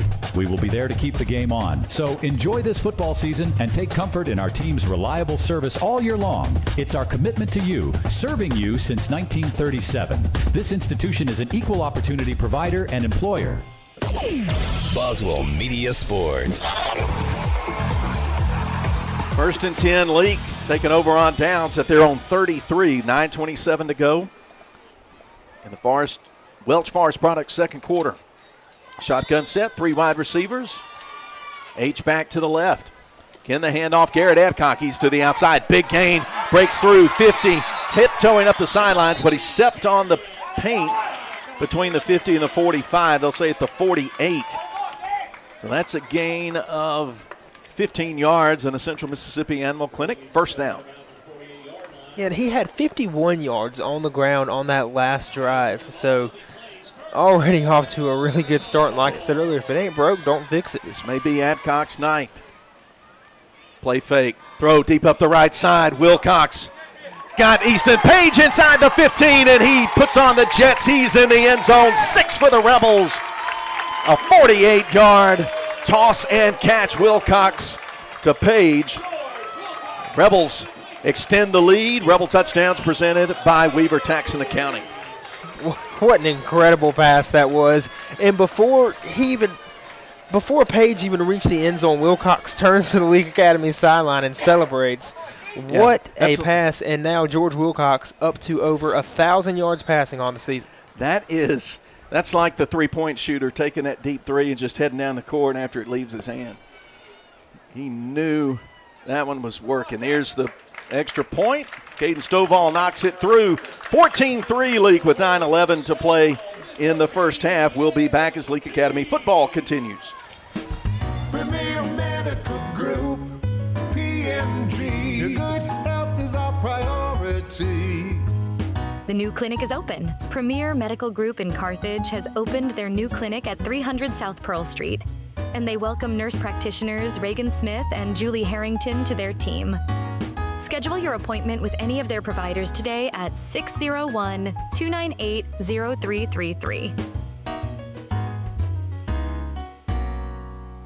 Walk into the shimmering world of Cross Gates Jewelers in Pearl, where every piece of fine jewelry will tell a story and represent the memories of your life. Their GIA graduate gemologist will show you their exquisite collection of engagement rings and bridal sets, answering any questions you may have when choosing the perfect diamond and setting. Their expert in-house repairs ensures your cherished items are in the best hands. Crossgate Jewelers, located at the corner of Cross Park and Highway 80 in Pearl. You are unique, and your jewelry should be too. Boswell Media Sports. Morris Pharmacy kickoff hits at the 25, picked up by Pylan, and then he is planted by Joshua Gray near the Rebel sideline. In fact, Leake saying the ball came loose. The officials agree. It was fumbled right inside the near sideline. Pylan is shaken up. Rebel coaches and trainer David Jones looking at him right now. But the Rebels get it on a fumble recovery.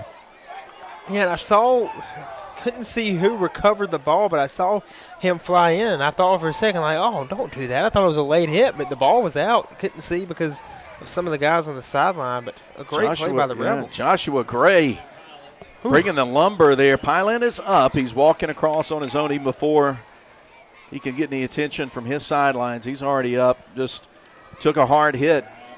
And the ball came loose, and the Rebels have it at their own 28-yard line with 9:06 to play. Fumble recovery gives Leake a great opportunity, leading 14-3. That previous scoring drive, 2 plays, 67 yards, 48 through the air for the score from QB1 to Easton Page. That's Easton's 7th touchdown reception. 1st and 10 Rebels, and then the Bucks come offside. Defensive end got antsy, came across. Rebels will have it at the 23, 1st and 5. Yeah, not a disciplined play there, but hear me out. You know, it puts a pause there in the game, and the Rebels, who have all the momentum right now, it gives Bowling Green a chance to breathe for a second after the series of events. They're going for the corner of the end zone, and it is dropped in for the touchdown. Easton Page right back where he was a second ago, and the Rebels have struck 20-0. 23 yards on the pass. Rebel touchdowns presented by Weaver Tax and Accounting. What a throw. And George Wilcox just nonchalantly walking off the field after that, after these 2 beautiful passes, beautiful touchdowns. Beautiful plays from the quarterback. What if I told you those 2 touchdowns were 12 seconds apart? Wow. Here's the extra point. Plenty high, plenty long, plenty good from Caden Stovall, and it's Rebels 21, Bowling Green 3. And you didn't even have time to go to the concession stand, and the Rebels have brought the lead out, extended it 14 points. We're going to keep it here through the kickoff. Man. I mean, the Rebels got exactly what they needed on these past few plays. I mean, Bowling Green held momentum for that first quarter, and the first quarter for the Rebels was really the opposite of what they wanted. And then they just turned around in this second quarter, and they have been on fire. Joshua Gray making the bad to the bone play on the kickoff return. Had the interception. We had Sackey, do we have to have Big Play Gray now? Yeah, that's right. Big Play Gray. And Joey Sackey. The nicknames just write themselves sometimes. In fact, Joshua Gray still pumped down here on the near sideline, getting out there with a kickoff kickoff coverage team. Here's Stovall with the Moore's Pharmacy kickoff. He line drives it. Same direction. Goes past one buck. Goes past a second. And then it's scooped up at the 18. And the momentum of Jackson carries him out of bounds. Right between the 17 and the 18. Was that the momentum or the IQ of Jackson that took him out of bounds? Because that's the smart play to make there when the ball is rolling and you're having to recover fast. And those guys are coming at you very fast. Just getting out of bounds right there.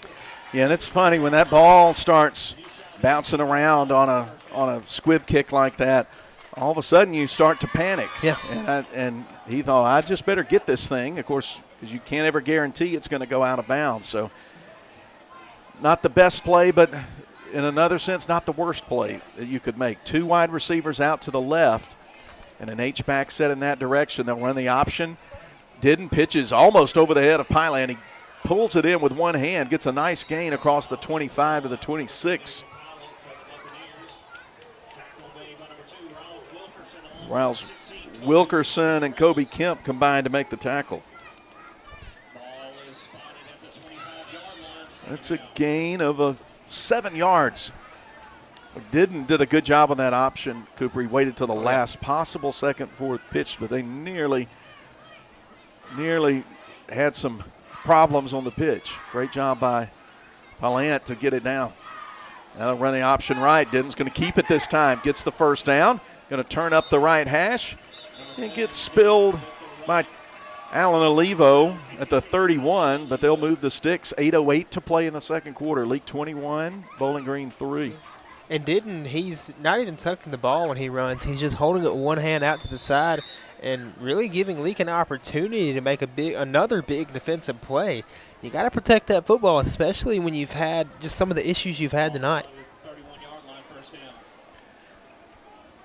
Buccaneers huddle. Come forward on it. Clock ticks down under 7 minutes, 50 seconds.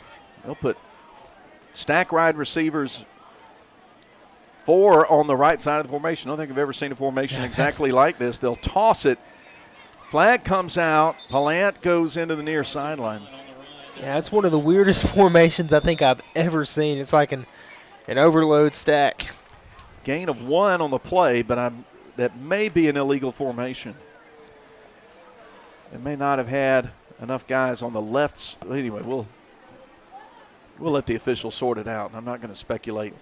Might be one of those things they're conversating right now. Can you do that? I ain't never seen that before. And the officials are really talking about it down in the lower left on your screen if you're watching on the Triple M Motors screen video stream.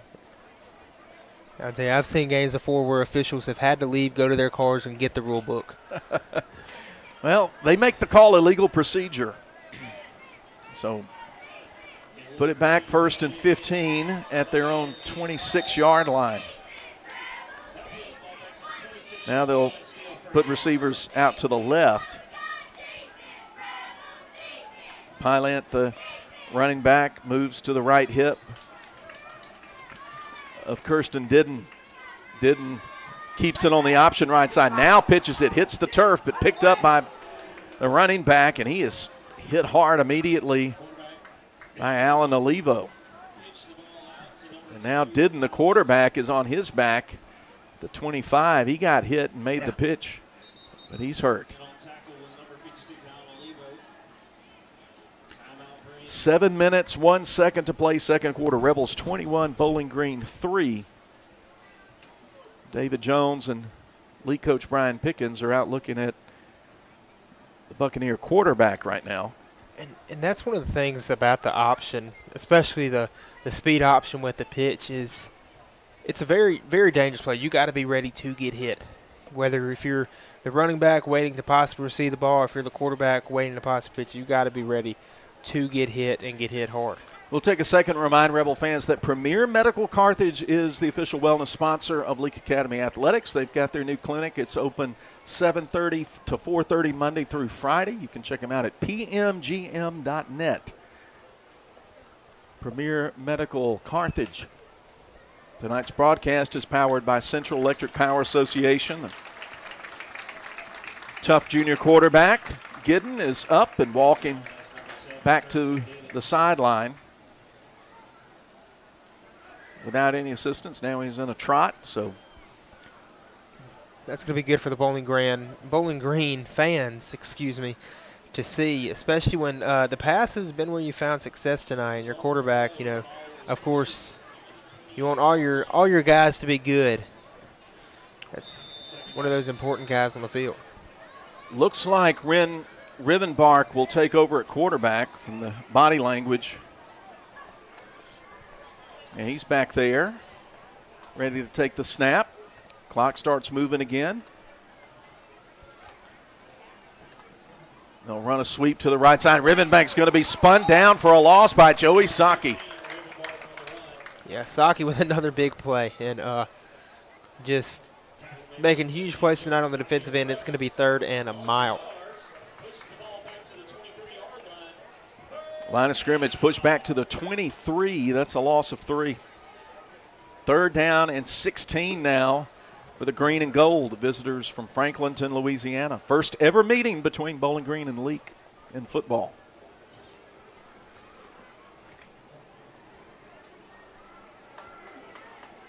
They'll put 4 wide receivers to the right side. They'll move one of them almost like an H-back. Also put the running back over there. But Diddon's back in the game at quarterback. He takes a belt-high snap on 3rd down. Pressure's coming. He escapes, gets out to the right side. Open space in front of him. He's angling for the sideline, open to pick up the 1st down. Steps out at the 39, and that's going to leave him about 2 yards short. Yeah, just could not quite get there. But fourth and that short after that big of a play, as an Ole Miss fan, analytically, this is a good spot here to go for it, and it looks like that's what they'll do. 4th down and 2. They failed to convert on downs on 4th and 10 at the Leake 40 earlier in this quarter. And then Leake took over there and went 67 yards in 2 plays for a touchdown. Bowling Green feeling like they cannot just immediately give it back to Leake on a punt. They'll come out the tight set, quarterback under center. And in on a sweep. Rivenbark is hit and driven back. Rebels will take over on downs. That Leake defense not letting it happen, and it's Alan Olivo leading the charge. Yeah, he thought he had space there, started to cut upfield, and then guess who? Caden Monk right there to lay the big hit for the turnover on downs.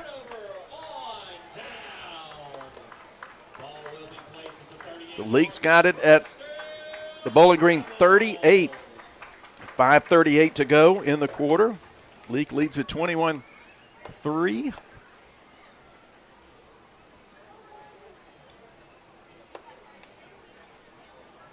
In the past 4 offensive plays for the Rebels have scored 3 touchdowns. 2-by-2 receivers, all on the left hash, near the left hash. Looking for the big hit, throwing in the end zone, but off the hands of Page, incomplete in the end zone. There was good coverage from the cornerback that time. That was number 5, Colt Killingsworth. They just ran the same play 3 plays in a row. The first 2 touchdowns and almost got another one there. Trying to drop it in. 5:31 to play in the Welch Forest Products second quarter. 2nd and 10 for Leake. Move Palokas in as an H-back to the left. Give it to Adcock. He gets to the outside the numbers 30 and wrestled down by Keelan Jackson at the 26-yard line. That's a Central Mississippi Animal Clinic 1st down after a 12-yard pickup. Yeah, and I noticed on that play they've added Diddon. Diddon has been kind of in coverage on a wide receiver. Now they got him at that strong safety side with a little more help on that far side. Wilcox setting up to throw. Complete at the 15, turning it up the field. Easton Page tackled at the 12. Maybe the 11. They'll mark it at the 12. That's another Central Mississippi Animal Clinic 1st down. And they are in the Performance Therapy red zone. From the 12, from the right hash, 3 wide receivers left, 1 to the right. Give us to Adcock. He's straight up the middle, and he is in the end zone. 12-yard touchdown run, second of the night for Garrett Adcock. Rebel touchdowns presented by Weaver Tax and Accounting. It's 27-3 with an extra point pending. Yeah, just a great offense there by the Rebels. Able to complete some passes, make some big runs, and get to where they need to get. Now 90 yards on the ground for Adcock. And you have 3 Rebels closing in on over 100 yards. Wilcox over 100 yards passing right now. Right now for Easton Page, he's at 95 yards receiving. The extra point from Caden Stovall is good. 28-3. Rebels will have the Moore's Pharmacy kickoff when we return as Leake Academy football continues. Attention poultry farmers. South Group is proud to offer an exclusive insurance market tailored just for you. Whether you run a brand new operation or manage older breeder, broiler, or pullet houses, we've got you covered with some of the best rates in the industry. Protect your investment the smart way. Call Will Lawson Harkins or Jared Estes at South Group today for your custom quote. Call 601-267-0065. South Group Insurance. Local, experienced, and here for your farm. Need to make your team stand out? In Sports has you covered. From high-quality screen printing on jerseys and fan gear to top-notch sports equipment, we bring your game to the next level. Celebrate your victories with our professional trophies and plaques, perfect for every champion. Whether you're gearing up for the season or commemorating a win, trust In Sports, where local teams shine brighter. Gear up, play hard, win big. In Sports, just off the square in Philadelphia. Here's the Moore's Pharmacy kickoff, mishandled by Pilot at the 25, and he'll just go to his knees as red jerseys are converging on him. Credit Caden Monk with the tackle. 4:40 to go, and Leake has scored on their last 4 possessions here all in the second quarter. They've taken control of this one, 28-3. That last drive after stopping them on 4th down, 38 yards, and the Rebels lead at 28-3. And I'll tell you, I saw earlier on the Leake Academy Facebook page that this week's Bad to the Bone awardees at the pep rally were Joey Saki, Gage Warren, and Carter Pigg. Pigg and Saki have both made huge plays on the defensive end tonight, and Gage Warren, of course, had the big kick return that set up the Rebels for success at midfield. Carter Pigg is back in at linebacker. It's a good sign. He left for a few plays. They turned his ankle. 1st and 10 from the 27. Handoff, nothing there for Killingsworth. He got maybe a yard. They'll give him 1. And Talon Dillard gets his first tackle of the night. And it looks like they were going for a misdirection there because they opened a huge hole on the opposite side of where he was running. And it just allowed the Rebels just to be right there. And if they would have attacked that hole that was created by the offensive line, it would have been a touchdown all day long for Bowling Green. And we'll remind you, stat updates and scoring drives, those summaries presented by Wilcox Funeral Home.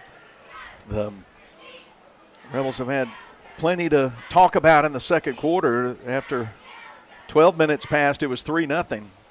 It's been all Rebels in the second period. Here's a straight-ahead run, hard running to the 30, but no further. Joey Saki makes the tackle.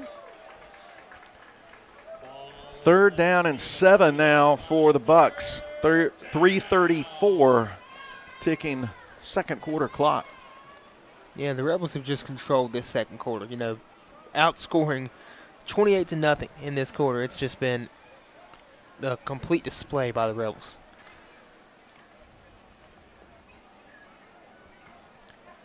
Bowling Green huddles, comes up to the line. 3rd and 7. 2 receivers out to the left. Orbit motion behind the formation by Rivenbark. Didn't. Looking to throw now. Chase from the pocket. The Rebels are going to converge behind Caden Monk and Joey Saki. The defensive ends knock him down after a gain of about 3 up to the 33. And he's able to hold on to the ball, but didn't. Once again, just holding the ball with one hand, not protecting the football, and the Rebels had a chance there to punch it out. We'll see the first punt of the night, which is kind of strange given the ebbs and flows of this ball game early on. Neither team has punted yet. Bowling Green's drives have ended with interception, field goal, downs, and downs. And they also had the fumble on the kickoff return. But they'll put Rivenbark back to punt. He'll kick it, but it shanks off to the right side. It's coming into the bleachers, coming in hot on the second row, 50-yard line, big money seats. I was a little worried there for a second. Got to keep your head on a swivel. And it was a very not a deep snap there for the punt. You know? Yeah, they had him lined about 3 yards up from where you expect the punter to be. Yeah, I mean, but they mark it out at the 41-yard line, so that punt officially covers just 8 yards. Leake set up again with excellent field position, leading 28-3 with 2:17 to play in the Welch Forest Products second quarter. John David Gill is in at running back. He's getting his first action of the night. Rebels put 4 wide outs, 2 to each side. Stovall and Palokas, the slot men. Looking deep left side. Going up, going for the big hit, and they got it. Gage Warren just ran under it in the end zone, got behind the defender, and that's 6 for the Rebels. Leake on fire right now in the second quarter. It's 34-3. Yeah, just an incredible pass, and he burned him too. Warren took off, created all the space that he needed, which allowed Wilcox just to make an easy throw right there and just put it in the end zone for Warren to be right there. Rebel touchdowns presented by Weaver Tax and Accounting. That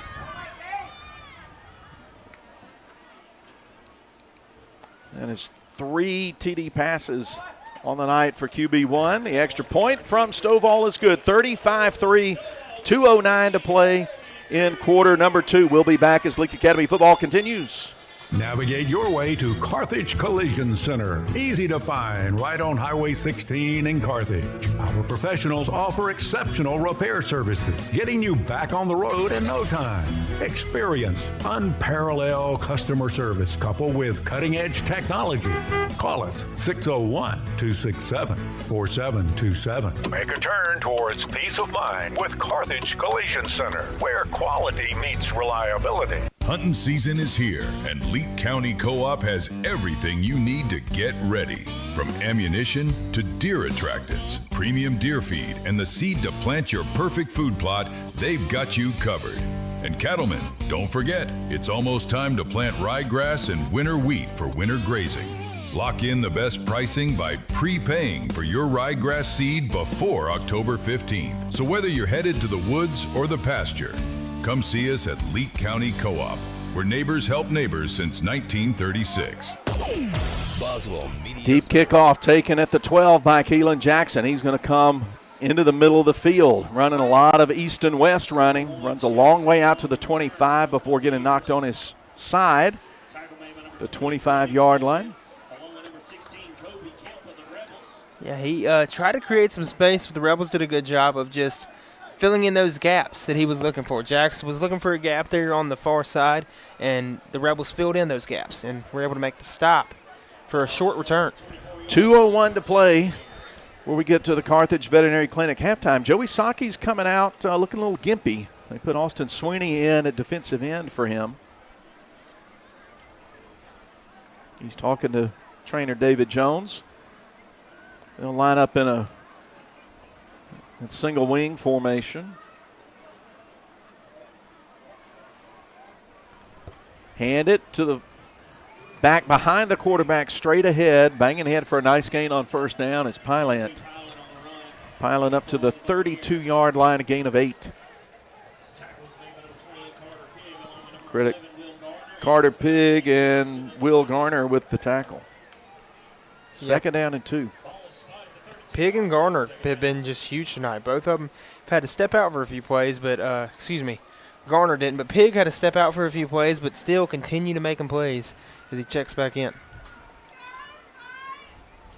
This time they'll run behind the left side of the offensive line, and the Rebels just push them straight back. Looks like Kobe Kemp making the tackle, stops him, but he will get 2, maybe 3, and move the chains for a first down with 1:20 to play before half. That's one of my favorite plays to see in football. Kemp hits him as hard as he can and then just reaches his hand out and picks him up right after. when Kobe Kemp hits you, you're going to move. You're going to head in the other direction. And he doesn't mind helping you get up, but run anywhere near him again, he's going to do the same thing. Single receiver out to the left. Out of that double wing formation. Hand it off again, trying to break to the outside. Piling and a tremendous tackle at the 35-yard line by cornerback Joshua Gray. Yeah, Gray just came across that side.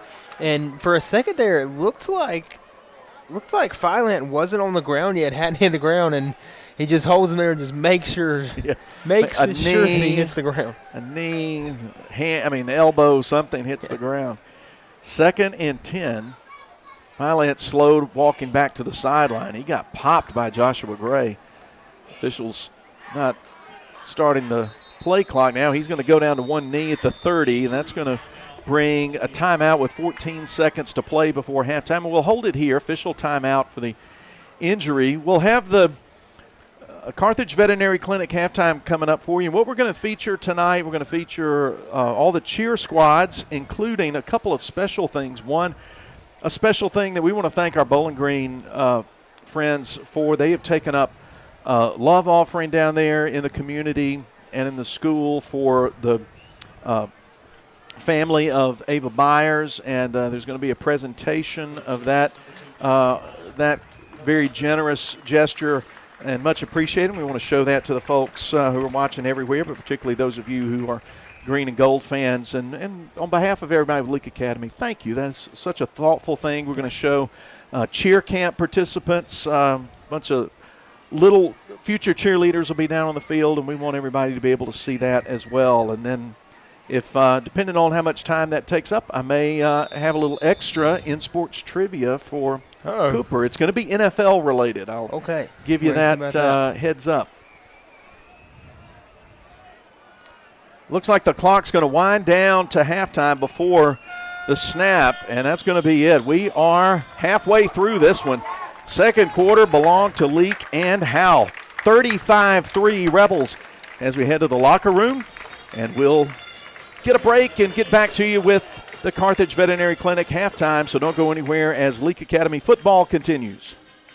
If spending days looking for top dollar for your timber has left you feeling like you're barking up the wrong tree, then I would listen closely. Welch Forest Products in Union does it better than anyone, and with the least possible damage to your property. Whether it's management, forestry care, pine plantation, thinning, or site prep, the last number you'll dial is 601-774-8200. They buy land with or without timber too. Call Bo Welch now at Welch Forest Products today.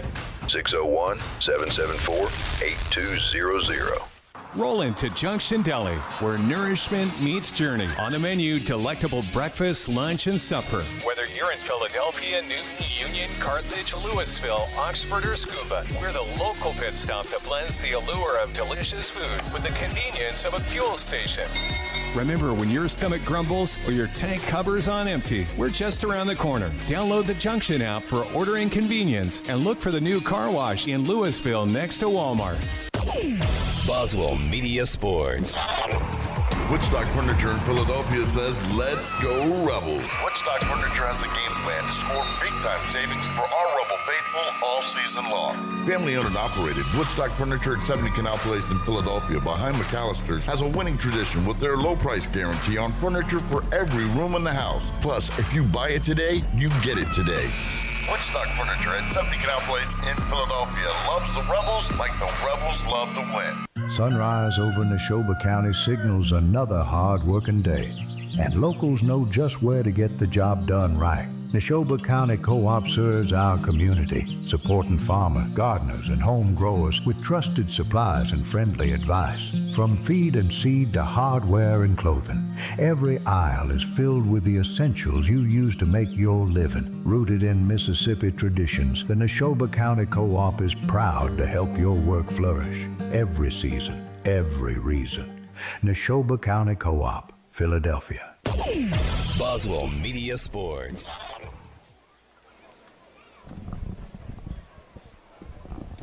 We'll begin the Carthage Vet Clinic halftime with a special presentation from Bowling Green School to Leake Academy head of school Brian Pickkins. Presentation by Bowling Green School. On the field is the varsity support group, along with head of school Kim Burris. To the students, faculty, and staff of Leake Academy, we were heartbroken to hear about the passing of Ava Byers. Please accept our deepest condolences during this incredibly difficult time. The loss of someone so young, so full of promise and joy, is a sorrow that words can scarcely express. Our hearts grieve with yours. To honor Ava and the impact she made in her time here, we would like to gift a dogwood tree to be planted on your school grounds. The dogwood is a tree rich in meaning, known not only for its beauty and resilience, but also for the symbolism it holds in the Christian faith. According to the tradition, the dogwood tree is a symbol of Christ's sacrifice and resurrection. Its blossoms with 4 petals shaped like a cross remind us of the crucifixion, while the vibrant life of the tree itself points us to the hope and new life we have in Jesus. In the midst of our pain and sorrow, we cling to the promise that death is not the end, and that through Christ we have the assurance of eternal life. As this tree takes root and grows, may it stand as a living memorial to Ava, a place of reflection, comfort, and peace. And may it also remind all who pass by that even in the depths of grief, hope blossoms anew, grounded in the love of Christ who walks with us in every season. We are praying for your entire school community, for healing, for peace, and for the comforting presence of our Savior to surround each of you. May God bring you strength for today and the promise of joy in the days to come. With heartfelt sympathy and the love of Christ, Bowling Green School.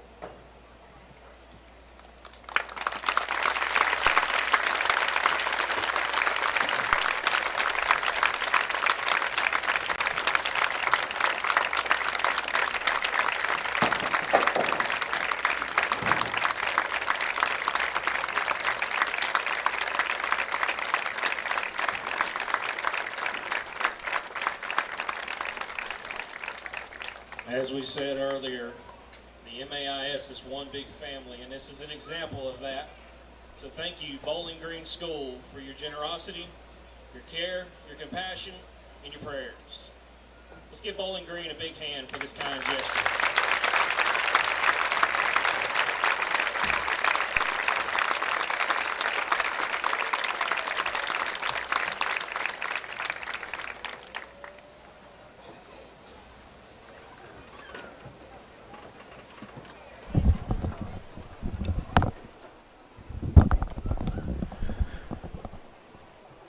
Philip Palmertree with you at Thagard Field for the Carthage Veterinary Clinic halftime.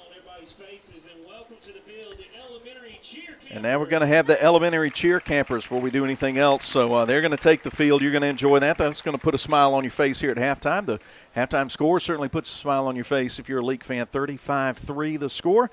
And in a little bit, Cooper Sanders is going to tell us about some of the scores going around. We may either at halftime or early third quarter get to in sports trivia as well. So we got a whole lot. But now enjoy the elementary cheer campers and their performance with the Leake Academy cheer squad.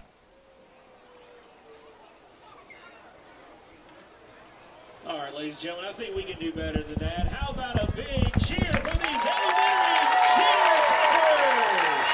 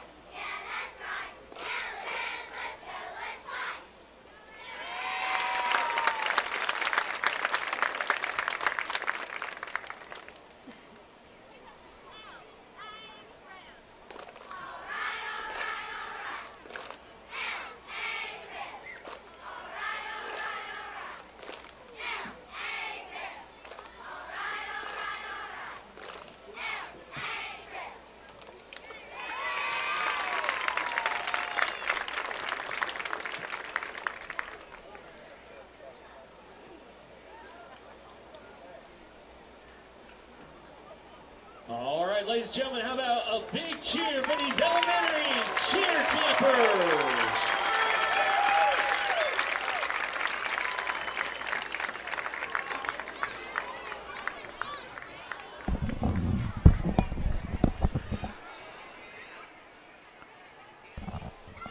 Special happy for you there in tonight's Carthage Veterinary Clinic halftime. Leake 35, Bowling Green 3 in this Week 5 contest. First ever meeting between the Rebels and the Buccaneers.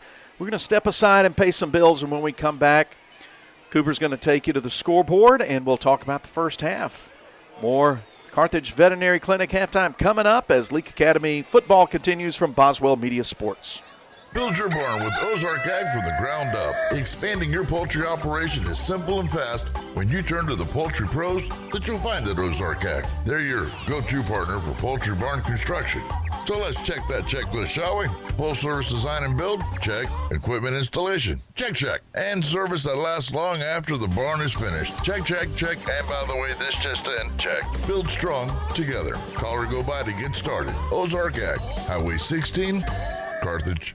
My knee rehab was 100% successful thanks to Performance Therapy. They sat down with me and created a plan to ensure I would achieve my personal rehabilitation goals, and they encouraged me to get the most out of every session. Performance Therapy provided plenty of material for me to continue my rehab in between sessions too. Hopefully I don't have to see them in the future, but if I did, I would definitely choose Performance Therapy again. For more information, go to performancetherapyms.com. Performance Therapy, Carthage, Philadelphia, and Forest. Did you know most people overpay by up to 50% for individual health insurance?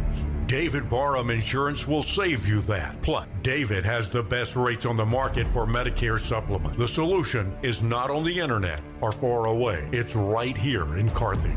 David Barham, a local insurance agent you can trust. Make sure you have the best coverage and price. Call David Barham, 601-941-1280 on the north side of the square in Carthage.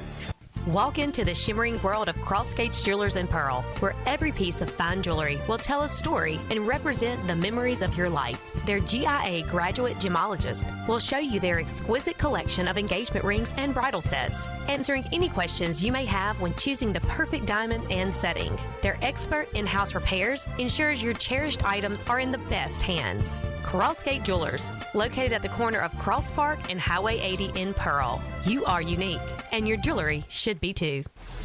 Guess what, people? When memories matter most, trust Wilcox Funeral Home to honor your loved one's legacy with compassion and dignity. Our caring team walks with you every step of the way, providing comfort and support during life's most difficult moments. From personalized services to attentive planning, Wilcox Funeral Home is your partner in remembrance and healing. Celebrate a life well lived, because every story deserves to be told, cherished, and never forgotten. Wilcox Funeral Home, our family, serving your family for 90 years now. Jordan Street, Carthage. Baptist League Rural Health Clinics have a variety of healthcare options with primary care, pediatrics, and women's health. Providing care at 3 locations in Carthage, Walnut Grove, and Madden. Call 601-267-1470 today to schedule your appointment. Extended hours and Saturdays are available at our primary care clinic located in Carthage. Baptist League, making your health care our #1 priority. Philadelphia Gun and Pawn, the original since 1974. Philadelphia Gun and Pawn reminds you, size matters. Which is why they have the largest collection of firearms your eyes have ever seen. They carry a huge selection of Liberty and Browning safes in stock, and delivery is available. Save 25% off select used firearms while you can. Always giving you more bang for your buck. Visit Philadelphia Gun and Pawn, 910 Posey Avenue in Philadelphia. The original Philadelphia Gun and Pawn. Dr. Brooke Bobo and his staff at Carthage Veterinary Clinic wish you and your animals the very best. They treat all animals, large or small, with the care you would want for a member of your family. Carthage Veterinary Clinic provide for your sick or injured animals and also offer grooming and boarding as well. Located on Highway 16, Carthage Veterinary Clinic is open Monday, Tuesday, Thursday, and Friday from 7:30 until 5:30, and Wednesday and Saturday from 7:30 till noon. Boswell Media Sports. Philip Palmertree in the press box at Thagard Field with Cooper Sanders, Mason Middleton between us running the camera, Billy Steen controlling things at Boswell Media Sports Studios. Glad to have you with us. Leake Academy leads Bowling Green 35-3 at the half. Teams are just coming out to loosen up as the Carthage Veterinary Clinic halftime goes along. We'll take a look at the first half in just a second, but let's get Cooper to hit us with some scores. All right, starting off with big time in the MAIS. Jackson Prep up 10-7 over Hartfield right now at halftime. Eli Adams, a 52-yard field goal right before halftime to make it 10-7. MRA leading 14-10 over Jackson Academy right now. Heading over down the road in Neshoba Central, tied with Columbus, 0 apiece at halftime. Tri-County currently leads Washington School 24-0 at halftime. Newton down the road up 14-9 over Mize at halftime. Ethel 40-0 over French Camp, close to our other side of Boswell Media, but over there at the other side of Boswell Media, Breck Riley has Kosciuszko over there, and they are up 27-18 over Choctaw County right now, and that's a really good rivalry game, going to be a really good game tonight. Philly currently trailing West Lauderdale 35-0. Lamar up 21-0 on Simpson. And if you care about the big time in public school ball, number 6, Starkville, tied with number 7, Brandon, 7-7 at halftime. So 6 and 7 facing off right now in the big high school level. Oh, that's good. Good stuff. Appreciate that. We'll remind Rebel fans we're on the road next week at Canton. 7 o'clock kickoff, and the Crossgates Jewelers pregame will start about 10 minutes after 6. Leake will be on the road next week, and then 2 weeks from tonight, back here against Oak Hill. They'll be coming down from West Point to face the Rebels. We're in the middle part of the season. But this has been an interesting game, Cooper. It was momentum all on the green and gold side in the first quarter. They led it 3-0. They got a field goal on their second drive. They got an interception, intercepted a pass from George Wilcox, returned it to the LA 39, worked it down and got a field goal of 29 yards from Alex Brock and took a 3-0 lead with a minute and a half to go in the first quarter. But after that, Leake caught fire. Yeah, they caught fire. Just the first play of the second quarter was a touchdown for Leake, and then they scored on 3 of 4 plays to eventually be up 21-0, and they just kept building upon that. 2 touchdown runs in the first half for Garrett Adcock, one from 7 yards out, the other from 12. And then QB1 just doing what he does. Found Easton Page twice, once from 48 yards, once from 23 yards. Just those 2 plays, as Cooper mentioned, 12 seconds apart in game time after the Rebels recovered fumble on a kickoff return. And then Gage Warren got in the act with 2 minutes and 9 seconds to play in the second quarter, 41 yards after on the touchdown pass after the Rebels had stopped the Buccaneers on downs. So that's a look at tonight's first half. And I know Garrett Adcock's pushing toward the 100-yard mark in rushing. He's pretty close to it, isn't he? He's at 90 yards right now, 90 yards on over 10 carries. Actually, he's right at 10 carries for 90 yards right now. Give us that one more time. He's right at 10 carries for 90 yards right now on the ground. 10 carries, 90 yards, 4 touchdown passes for Wilcox in the first half. 3 in the first half and an interception. But it's been the Rebel defense flying around. They've created some havoc, particularly for the rushing game for Bowling Green, which is what they came in here wanting to do. Oh, yeah. Bowling Green has not been able to get the run to go all night. They started off really passing the ball really, really well, and they haven't gone to that.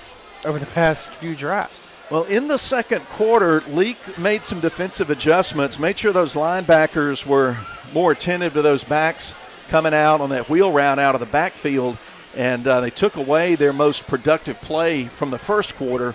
So now the chess match begins, and the Buccaneers are I'm sure, have talked about some things they're going to try to do to create some opportunities for them, but it's going to be Leake getting the ball first to start the third quarter. That's got to make you nervous if you're the Bowling Green defense. Yeah, because especially with this deficit, I mean, you can't give them a chance to have the momentum. With this deficit, you have to start the half with immediate momentum, and it's sometimes hard to do that when you're starting with defense. Yeah, first 3 minutes, last 3 minutes of half, first 3 minutes of a half are so important to the intangible, the emotional side of football. So Leake's going to try to put the foot on the accelerator to start this third quarter. Third quarter presented by Westside Body Shop.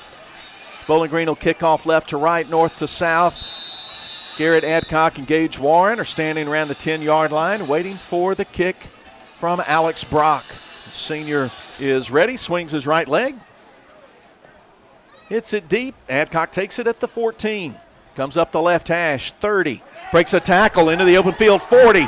He's putting on the Jets. He is going to take it to the house. No flags. And that's a kickoff return. That's putting the foot on the accelerator. Garrett Adcock, 86 yards, 6 for the Rebels. And I could list 100 things that Bowling Green wanted to start the half, and that was number 100 right there. I mean, that's the last thing you wanted for Bowling Green, but the first thing that the Rebels wanted, and they're just going to keep building upon this lead. What a run by Adcock. 90 yards, wow. Here's the kickoff. Not the kickoff, the point after attempt. Snap, hold, kick. It's up. And it is good. 42 for Leake, 3 for Bowling Green. And we start a rolling clock situation for the rest of the evening. When you get past that 35-point mark, we'll keep it here and have the Morris Pharmacy kickoff. But, yeah, we barely got our eyes onto the field, Cooper, and let's see, just to kind of take what a little bit I saw in the play live, and obviously we don't have an instant replay thing, but there were some great blocks there around the 25, 30-yard line that opened up a hole for him. He broke away from one arm tackle, and then he just popped it into fifth gear. I mean, he had a very small hole that he was able to sneak through right near the hash marks here on this near side, and then as soon as he broke through that hole, he just found the sideline and found the end zone. 90 yards on the return. He's matched his return yards with his rushing yards in just one return. Leake up 42-3. Drive summaries, stats, all that presented to you by Wilcox Funeral Home. And the route is on the 488. Bowling Green led it 3-0 after one quarter, but 35 points in the second quarter for Leake, and they have picked up where they left off. Booming kick between the hash and the numbers. Taken on the outside and toward the 20, and the return will end there out on the far side. Look, Brennan Evans getting credit for the tackle.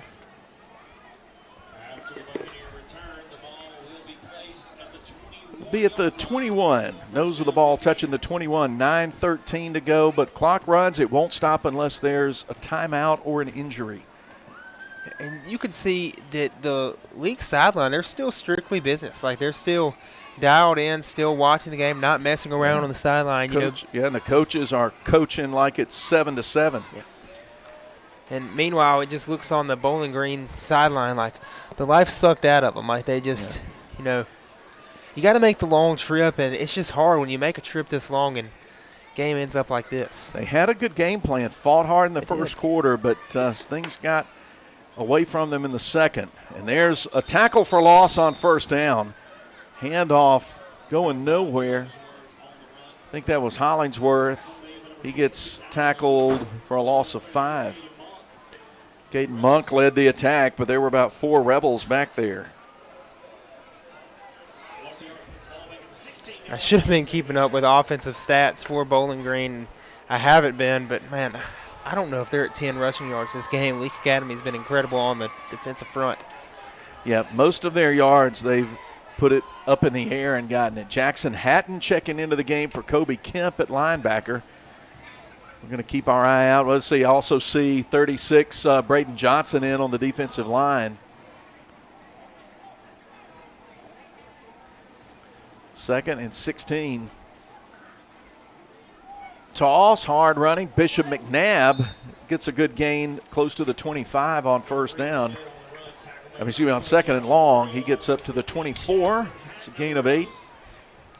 Jackson Hatton made the tackle. And McNabb, I see his size of the running back position and the speed he was showing there. I'm wondering, why has this guy not been in all game? And then I look at the roster. He's in 8th grade. Yeah.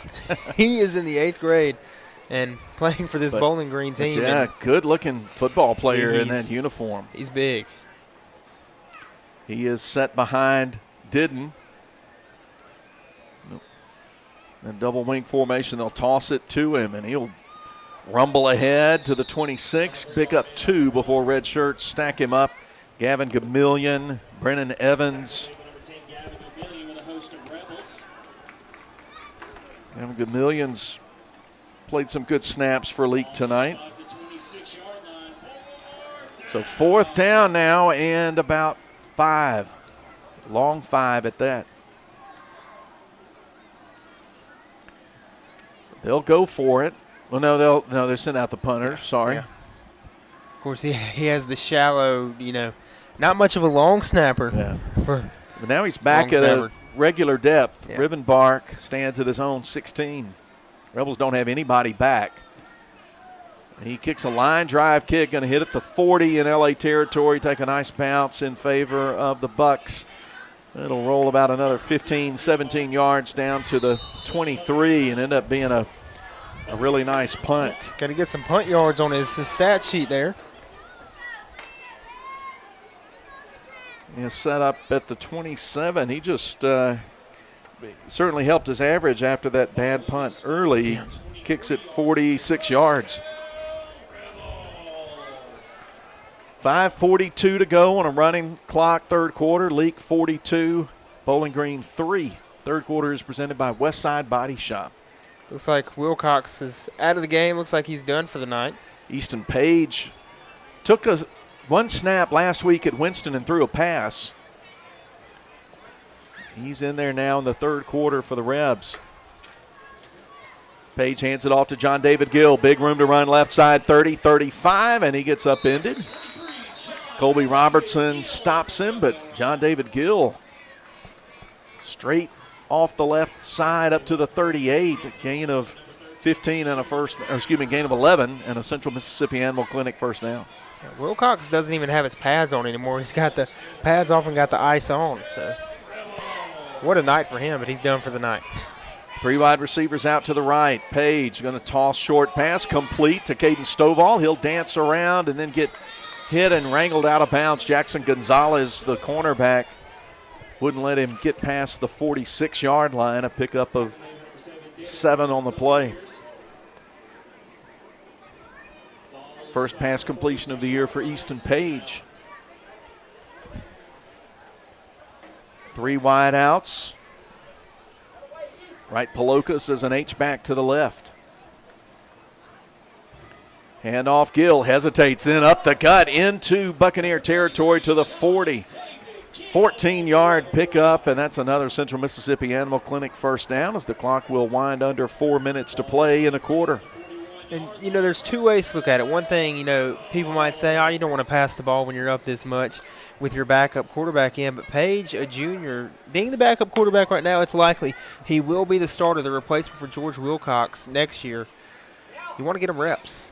Pass complete to Henley Jenkins on the right side, and he's able to fight past one attempted tackle and get enough for the first down to the Bowling Green 27-yard line. Gain of 13. Henley Jenkins on the catch. Yeah, Riles Wilkerson has played extended snaps in relief. He played most of the second half last week, but Easton Page getting the opportunities here. So we'll probably see Riles before the night's over at quarterback. Gill this time couldn't go anywhere. That's Bishop McNabb, that 8th grader, making his presence felt. No gain on the play. In fact, they call it a 1-yard loss. 3 minutes to play in the third. Sub coming in on the offensive line. Let's see, Talon Dillard coming in for John Wyatt King. And McNabb with a big play there, showing some promise as an 8th grader. Got him as defensive tackle. Throw out to the right flat, complete to Jenkins. He'll get banged once, twice out of bounds around the 20. So he stepped out at the 21, it looks like. The Rebels will have third and something manageable here, about 4 yards. McNabb, an 8th grader, of course, we have the 8th grade All-Star game held at East Central every year. Magnolia Sports Association, I had the privilege of calling that game. Might have to holler at Coach Strib to see if we can get him in the game. Gill gets the call, gets hit in the backfield, stays on his feet, but then help arrives, and there's McNabb again, along with Gabe Amsbaugh making the tackle for a loss on the play, and the Rebels will have 4th and 6, maybe 7. Page gets a call from the sideline. They're going to go for it. Trying to keep moving the ball down the field, right to left. 2 wide receivers out to the left, 1 to the right. Warren and Stovall split to the left. John David Gill, the running back. Play clock under 10. Page hands it off. Gill looking for a hole, but McNabb closes in on him and slings him down after a gain of just 1, and it goes over on downs to Bowling Green with 1.5 minutes to play in the third. Third quarter presented by Westside Body Shop. That'll be the second turnover of the night for the Rebels. The first one we saw on their first drive, which was the interception thrown, and now the second turnover. So they're doing a good job of taking care of the ball. This is one of those situations that, is it really a turnover? It's a turnover on downs, but at this point in the game, you're just trying to get guys reps. Yeah. Quentin Harris coming into the game at defensive tackle. Austin Sweeney at defensive end. I also see out there 30, Hayes McDill at linebacker, Gavin Gamillion, and Jackson Hatton, the 3 at linebacker, Rouse Wilkerson at one corner, Brennan Evans at the other, John David Gill at safety, along with Henley Jenkins. Could be the final play of the quarter right here. Handoff, McNabb, straight ahead. McDill hits him, drives him sideways, so some other Rebs can come and hit him and knock him down. Gill helped finish him off, and they get a nice gain of about 4. Spotted at the 27, but that's going to be the final play of the third quarter. We'll step aside, put 12 more minutes of running clock time. But Leake's in front, 42-3. Stay with us as Leake Academy football rolls on.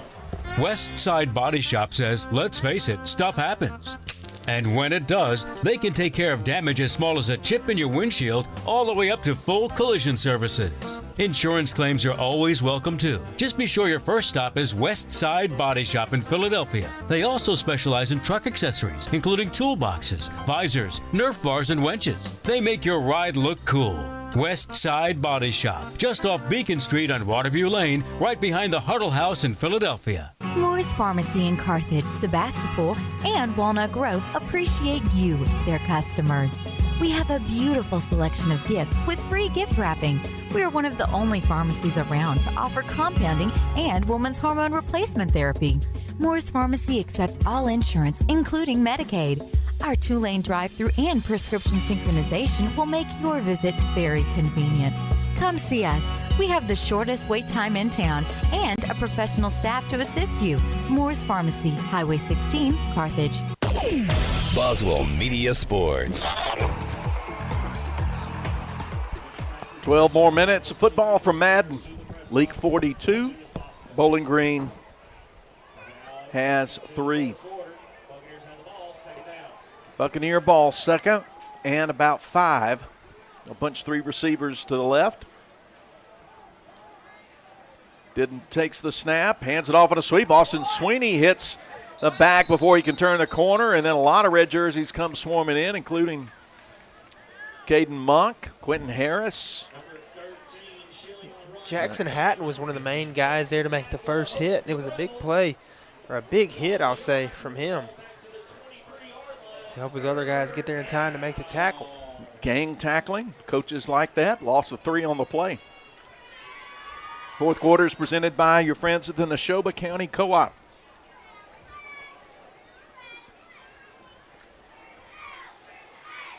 From the left hash, 3rd down and 8.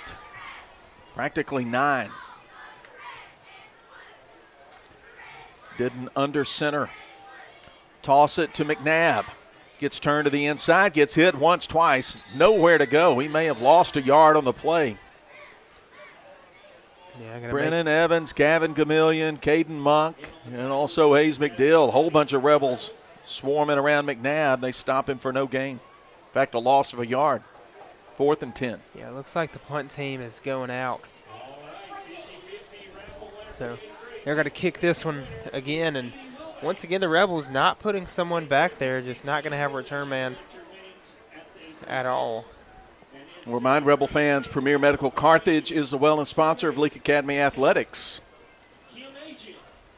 Rivenbark punts a line drive. Nobody back there to receive it. It hits at the 40, and it'll get about last time, about a 11-yard bounce this time, and die right there, and Leake takes over. Clock still running, under 9 minutes, 50 seconds to play in the quarter. Leake 42, Bowling Green 3. Things move so fast with running clock. We've had it each of the last 3 ball games. So I'm going to put in sports trivia on ice, and it'll be nice and chilled and cool for you in the future. All right. Well, okay. Well, let's hit some now. Let's see if we can work some, because it's got a lot of pieces to it. I got to ask. Yes. How did the guys do when I was gone? They did okay. They did okay? They did okay. Okay. Yeah. All right. Here we go. Talking NFL Super Bowl droughts, or teams that have, in the Super Bowl era, have never won the championship. Now we've got, there are 12 teams. Clock starts winding again, so that gives us time. But there are 12 teams that have never won a Super Bowl. Let's see if you can name them. The Cardinals, the Bills. Yes.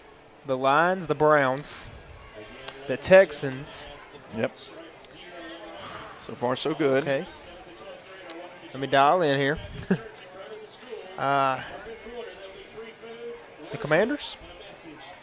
No. Washington's won 1. I mean, they've won. Actually, they've won about 3. I don't know what my brain was thinking there. There's one that I know that I have 3 of the ones that have never been. Yep. I know I've knocked down. Whew. Lord have mercy. Okay, yeah, you got a fast start. Okay, Riles Wilkerson at quarterback. Some more come to mind. You can give us some more. Quint Boykin and Max Palokas in at wide receiver. The handoff will go to, that's John David Gill, running up from the 29 up to the 31, maybe the 32. We'll call it the 31. Gain of 2. And seeing on the offensive line, Braylon Ellis on the offensive line, along with Quentin Harris. Get some of the other O-linemen for you in just a second. Shotgun snap. Wilkerson hands it off. Gain to the left side, across the 35, close to the 40, goes Jack Carr, his first carry of the year. And that's the Central Mississippi Animal Clinic first down. John Brady Pickens out there on the offensive line, along with Luke Jones. Am I just young, or have the Vikings won a Super Bowl? They have not. They lost 4 early on. Eli Atkinson also in the offensive line. So, yes, Minnesota's correct. 1st and 10 from the 39. Carr dancing around the left side. Won't go down easy, but he doesn't get much on the play. Try to fight for some extra yards there. 62, Brantley McGee making the tackle.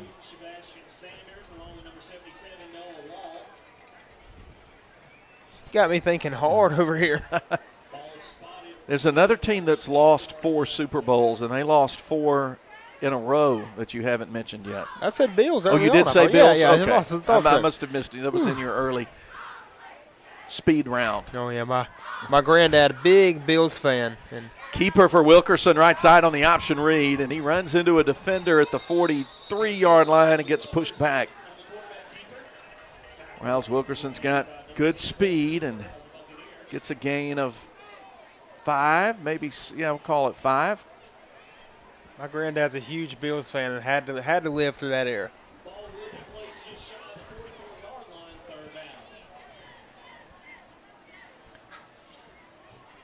Got to reach the 49 to get the first down.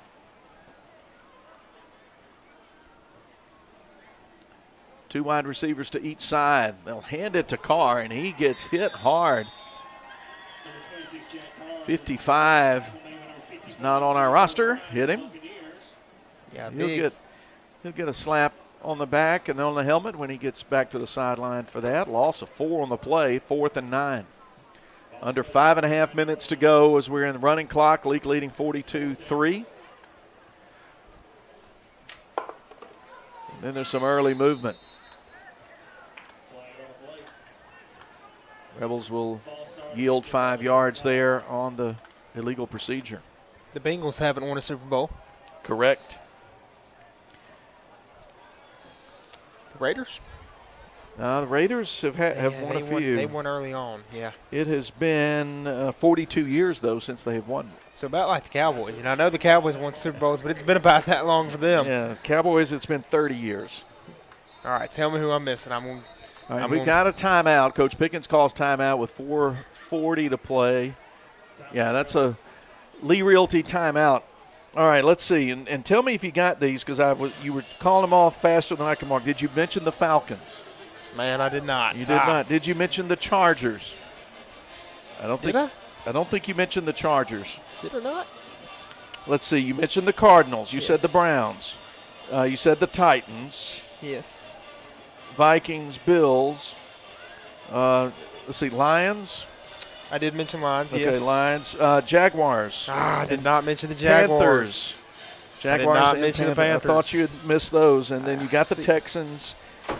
Yeah, so my brain was missing. Was just missing these on the map. I'm trying to picture the map in my head. Lord, I'm very disappointed in myself right now. Well, you got, 8 out of 12? Something like that. Something like that. That's not bad.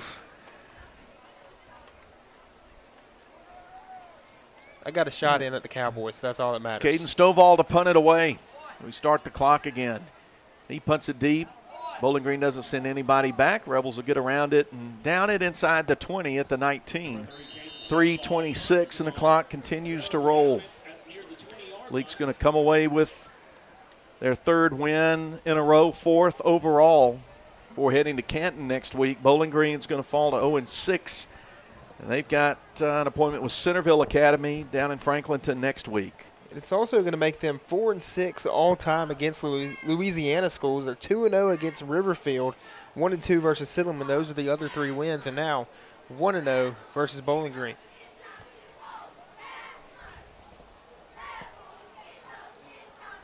Under 3 minutes to play. Bowling Green taking their time getting out there. And setting up, but all second-teamers out there now for the red and blue. We'll have the Woodstock Furniture post-game coming up, and Coach Pickkins will come up here and talk to us. McNabb carries to the left side, but doesn't get anything. Again, that middle linebacker, Jackson Hatton, covering ground, and Eli Atkinson will check in because Caden Monk comes off. He's favoring his left ankle a little bit, but comes off on his own. Almost 2 minutes left on the clock. And it's good for these guys to get their reps. These guys who are the future of Rebel football are getting to get a little glimpse of the future and play a team that is a very talented ball club. Yeah, quality team, well-coached team. Toss to Robertson. He heads for the far sideline, gets chased out of bounds after he crosses the 25.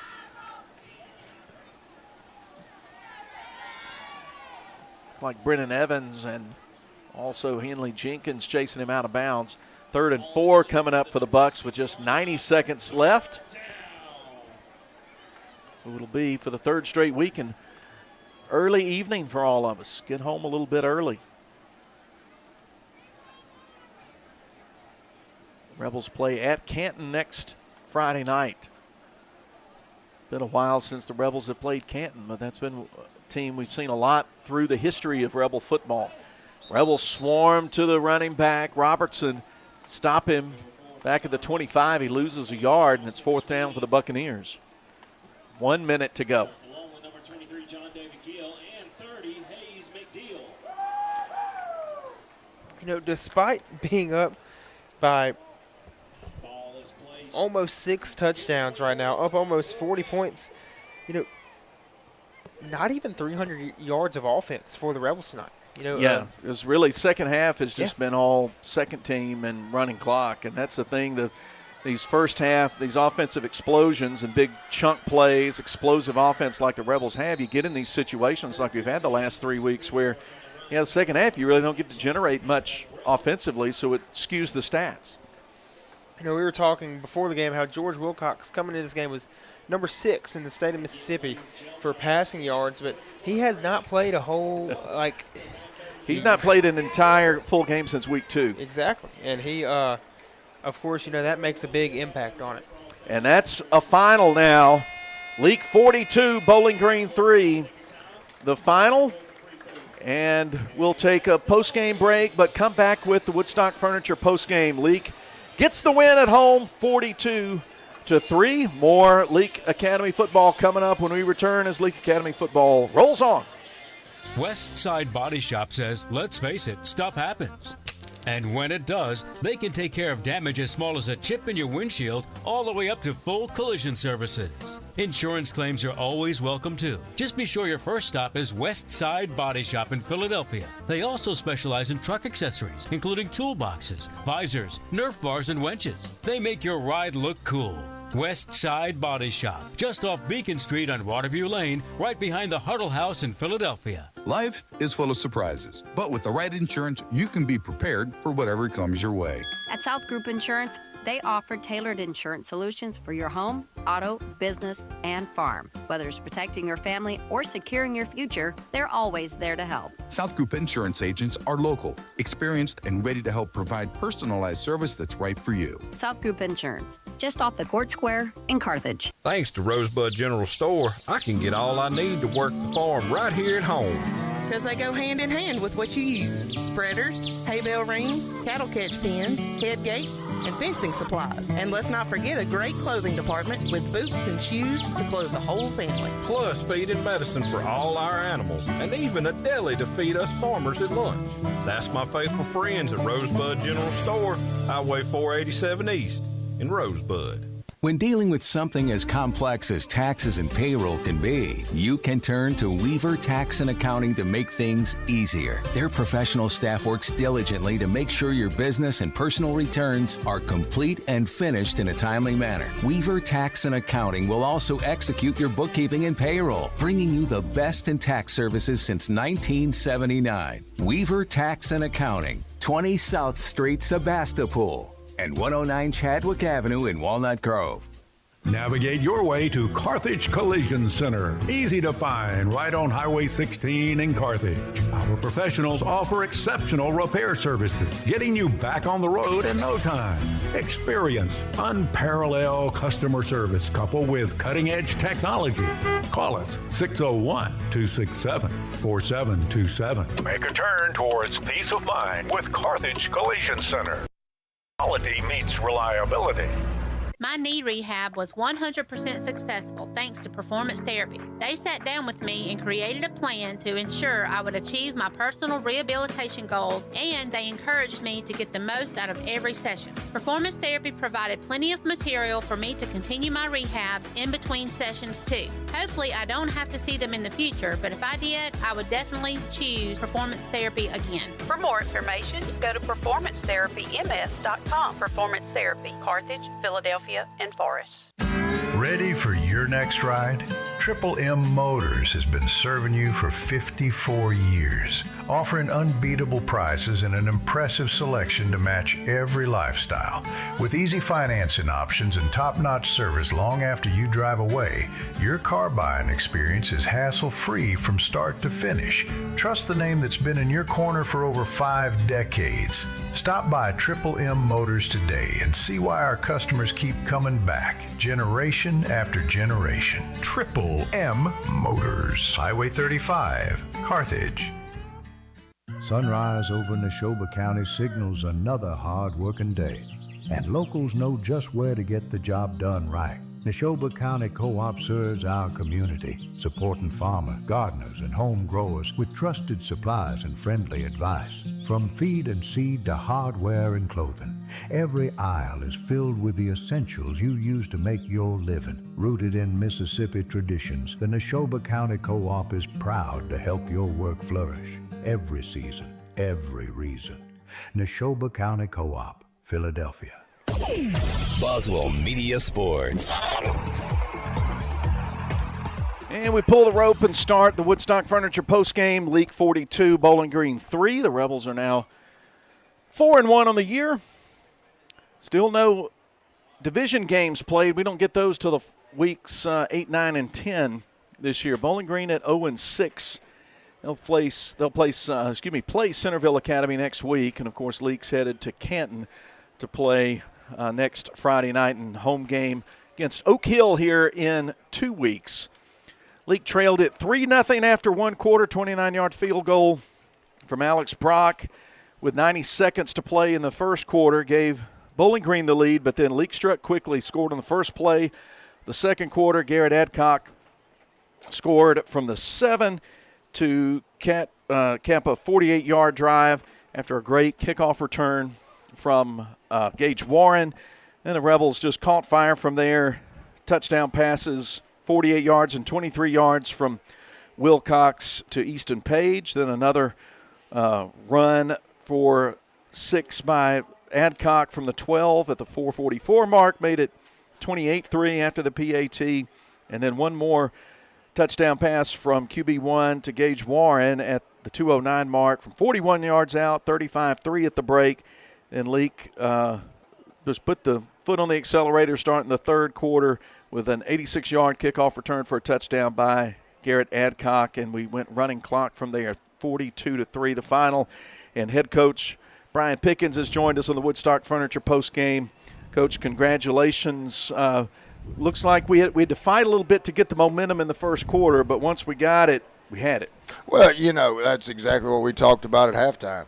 When you – in the first quarter, the score was 3-0, and then you go into halftime, scores 35-3.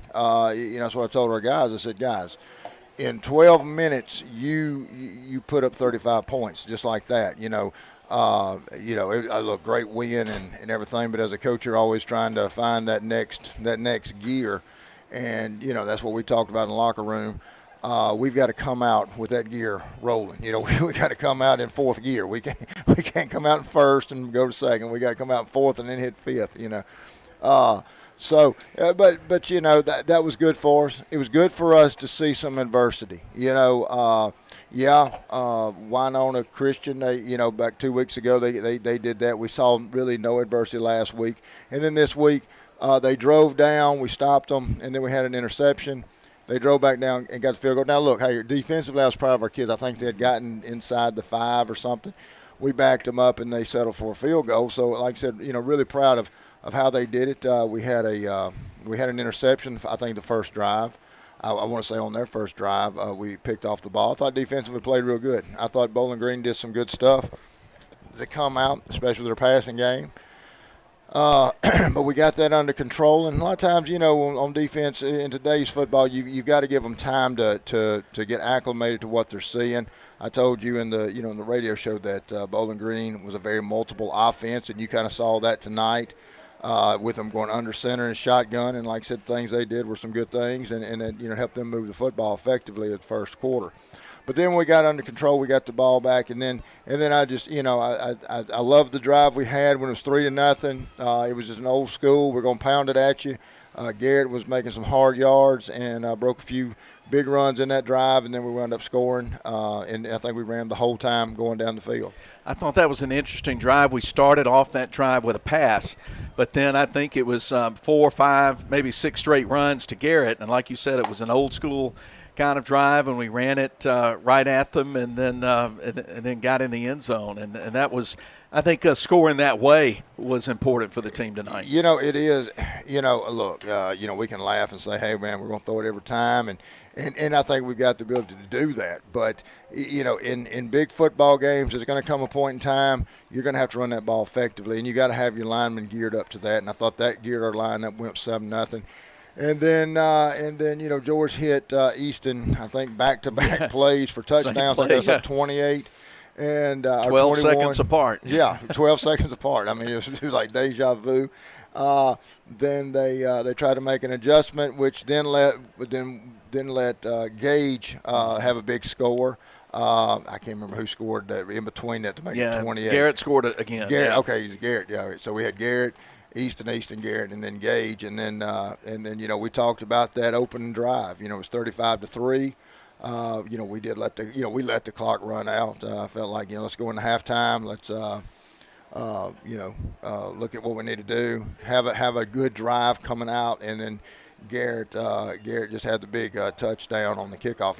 I thought Gage had broke the kickoff earlier when it was 3-0. I thought Gage had broke the kickoff there, and one guy got him about the 50 or 45-yard line, and then Garrett took that thing to the house. I mean, he hit that thing, and he hit another gear. But like I said, I was proud of the way, I say this, and I think the kids get tired of hearing me say it, how you respond. And we had faced adversity in the first quarter. Coaches, and all of a sudden kind of let the coaches get back emotional. I think sometimes they got to hear that, coaches get emotional again. And but I thought we responded well in that second quarter and just exploded, and then we was able to get a lot of guys in second half. Bowling Green did find a couple of things early that got them some yards when they were swinging it out, kind of like, was that a wheel route? That tailback. The tailback was dangerous, man. He kept swinging out there, and we just kept letting him go out there. But I thought we tightened down on it in the second quarter, we did. That was noticeable. And then they weren't able to come up with anything else that they could go to. And I thought it was a great job by the kids and by the coaching staff in recognizing that. So third straight week, we end up with a short night, and we're going to hit the road next week to Canton. And I know this has been a week. We'll just circle back around to what a difficult week this has been for you and everybody with the school. It has. And we showed the audience on the live stream the presentation by the Bowling Green support squad, cheer squad. And that I thought it was important to take time to show that because there certainly has been a really things like that are really not only kind things, but they're healing things and things that are gonna go a long way to helping people with grief in their hearts work through that process, and the kids are going to have to work through that through the weeks and months to come. You're exactly right. Yes, it's going to be something to work through. Like I said, just it was just a very sad week. But I do want to, while I've, some people are going to listen to this, and I want to talk about the MAIS, the Mid-South Association of Independent Schools. It is a very tight-knit association. I have the honor to serve on several committees in this association. And when something like this happens to your school, the outpouring of support that they give is tremendous. And what Bowling Green did tonight was, just super. They took up a love offering, gave the school a tree. And we just really appreciate that. Last night we had our junior high game. Our junior high had a win last night against Riverfield, and Riverfield kids came out and they showed support by, wearing, some pink armbands. And their school, put up a sign, Riverfield loves LA, and so that really, it transcends what we do. I know we get out here on these fields and we compete, and it's fun to do that, and the rivalries and things like that. But look, any school that you would say is a rival of Leake was some of the first schools to call, send cards, so like I said, you can't say enough about this association. Sure. You can't say enough about this community. The way they, came together and, this week. So, like I said, our prayers still go out to the Byers family. We still continue to pray for them. Like I said, it'll be tough on them. And just like I said, for the whole Leake community to, continue to pray for that family. But yeah, amen to all of that. And thanks for your leadership of the school during this difficult period. But as we turn the page to next week, we've got a trip to Canton, and we've, I think, just got to keep doing the things we're doing. And like you said, making sure, I think for our sake, making sure we come in and are ready at that opening kickoff to play our best football. Yeah, exactly right. And that's what I told him. I said, we've got to practice, at another level. We've got to crank up practice. Sometimes, in the past, when you're playing big games week after week after week, and you're, going down to that wire, so sometimes as a coach you have to back off a little bit. But we've got, we got to get a little bit more intense in our practices, probably mentally and physically in the practices. Yes, we got Canton next week. Canton, an old district foe. We played Canton a lot. Had a lot of great battles with Canton. In my early. My early life here at Leake Academy back 24 years ago, that was a huge district game for us. Now Canton's 2A, but like I said, it's exciting to see some of these old schools we used to play, and a lot of these kids they've never played the Cantons and the Oak Hills and everything. So the Winston. So like I said, it's kind of a fun time for us right now. Well, Coach, congratulations to you and the Rebels on this 42-3 win tonight. We'll let you go and get back with the team and wrap this one up, but we sure appreciate it, and congratulations and blessings on you and the Rebels. All right, thank you so much. Coach Brian Pickkins joining us in Woodstock Furniture postgame, talking about Leake's 42-3 win against a tough opponent, team that's got some wins ahead of them. They played a tough schedule, but Bowling Green's a good ball club, and they've got some better times ahead of them, I think, even before this 2025 season is over. And as we wrap up here, we'll bring Cooper back. Cooper, turn to you for any thoughts. Of course, we don't have finals from just about anything because we're the first ones done. Exactly, yeah. Rebels just have to keep playing Rebel football. That's what they did tonight. What I saw that they did a good job of in the first game that we covered against Simpson is that when they were given opportunities, they capitalized on them. That's what they did tonight. When they had fumbles that they were able to recover, they capitalized with an immediate touchdown. When they had good field position, they capitalized with a touchdown. If they keep capitalizing on opportunities that they're given and the opportunities they have handed to them, they'll be in good shape. All right, here's just a couple of quick scoreboard updates, and we need to get out of here as well. But we don't get to kind of dial up the ones that we want. We just get what comes across. One game that is final, Park Lane shuts out Starkville Academy 37-0. And Park Lane taking on Riverfield next week. Going to the fourth quarter, Oxford 21, Grenada 17. That is a game that a lot of people kind of circled as one of probably the most competitive, interesting games of the week in MHSAA play. Caledonia leading early fourth quarter, trailing 30-23 against East Webster. Halftime, Magnolia Heights leading Heritage 10-7. And then interesting, from about 10 minutes ago, they're playing late third quarter. Kosciuszko 27, Choctaw County 25. That's undefeated 4A Kosciuszko, undefeated 3A Choctaw County, and they're basically next door neighbors. Yeah, and that's a good game because I covered Choctaw County in the Choctaw Plain Dealer and was talking this past week to Coach Dylan Mitchell. Kosciuszko looked at them. Every game they've won this season, they've won by more than 4 touchdowns. That's impressive. And so they're getting tested tonight. You knew it was going to come, and it's coming tonight. Here's 2 more, and we'll wrap it up. One from MAIS. Going to the fourth quarter, Lamar 21, Simpson 7. That's early fourth quarter. And then early fourth quarter, Starkville leads Brandon 15-14. So that's one that's going to go down to the wire, you would think. But Brandon, you can follow at Brandon Shields on Twitter if you want to keep up with scores. I tweet our scores to him, and a lot of other people do if you want to use that. We appreciate Cooper Sanders being back with us. Of course. Cooper's going to be with us more and more as some of his soccer broadcasting responsibilities start to wrap up. So we're looking forward to having Cooper. Great to have you back. And, again, congratulations on your engagement. Yes, sir. I appreciate that a lot. So let's wrap it up here. Rebels win at 42-3. We'll catch you from Canton. Crossgates Jewelers pregame starts about 10 minutes after 6 next Friday night from Canton. Until we're together again next week, Lord willing, this is Philip Palmertree signing off for Cooper, for Mason, for Billy, for our entire Boswell Media staff and support team and sales team from Madden, where Leake wins 42-3. Good night, grace and peace. Go Rebels!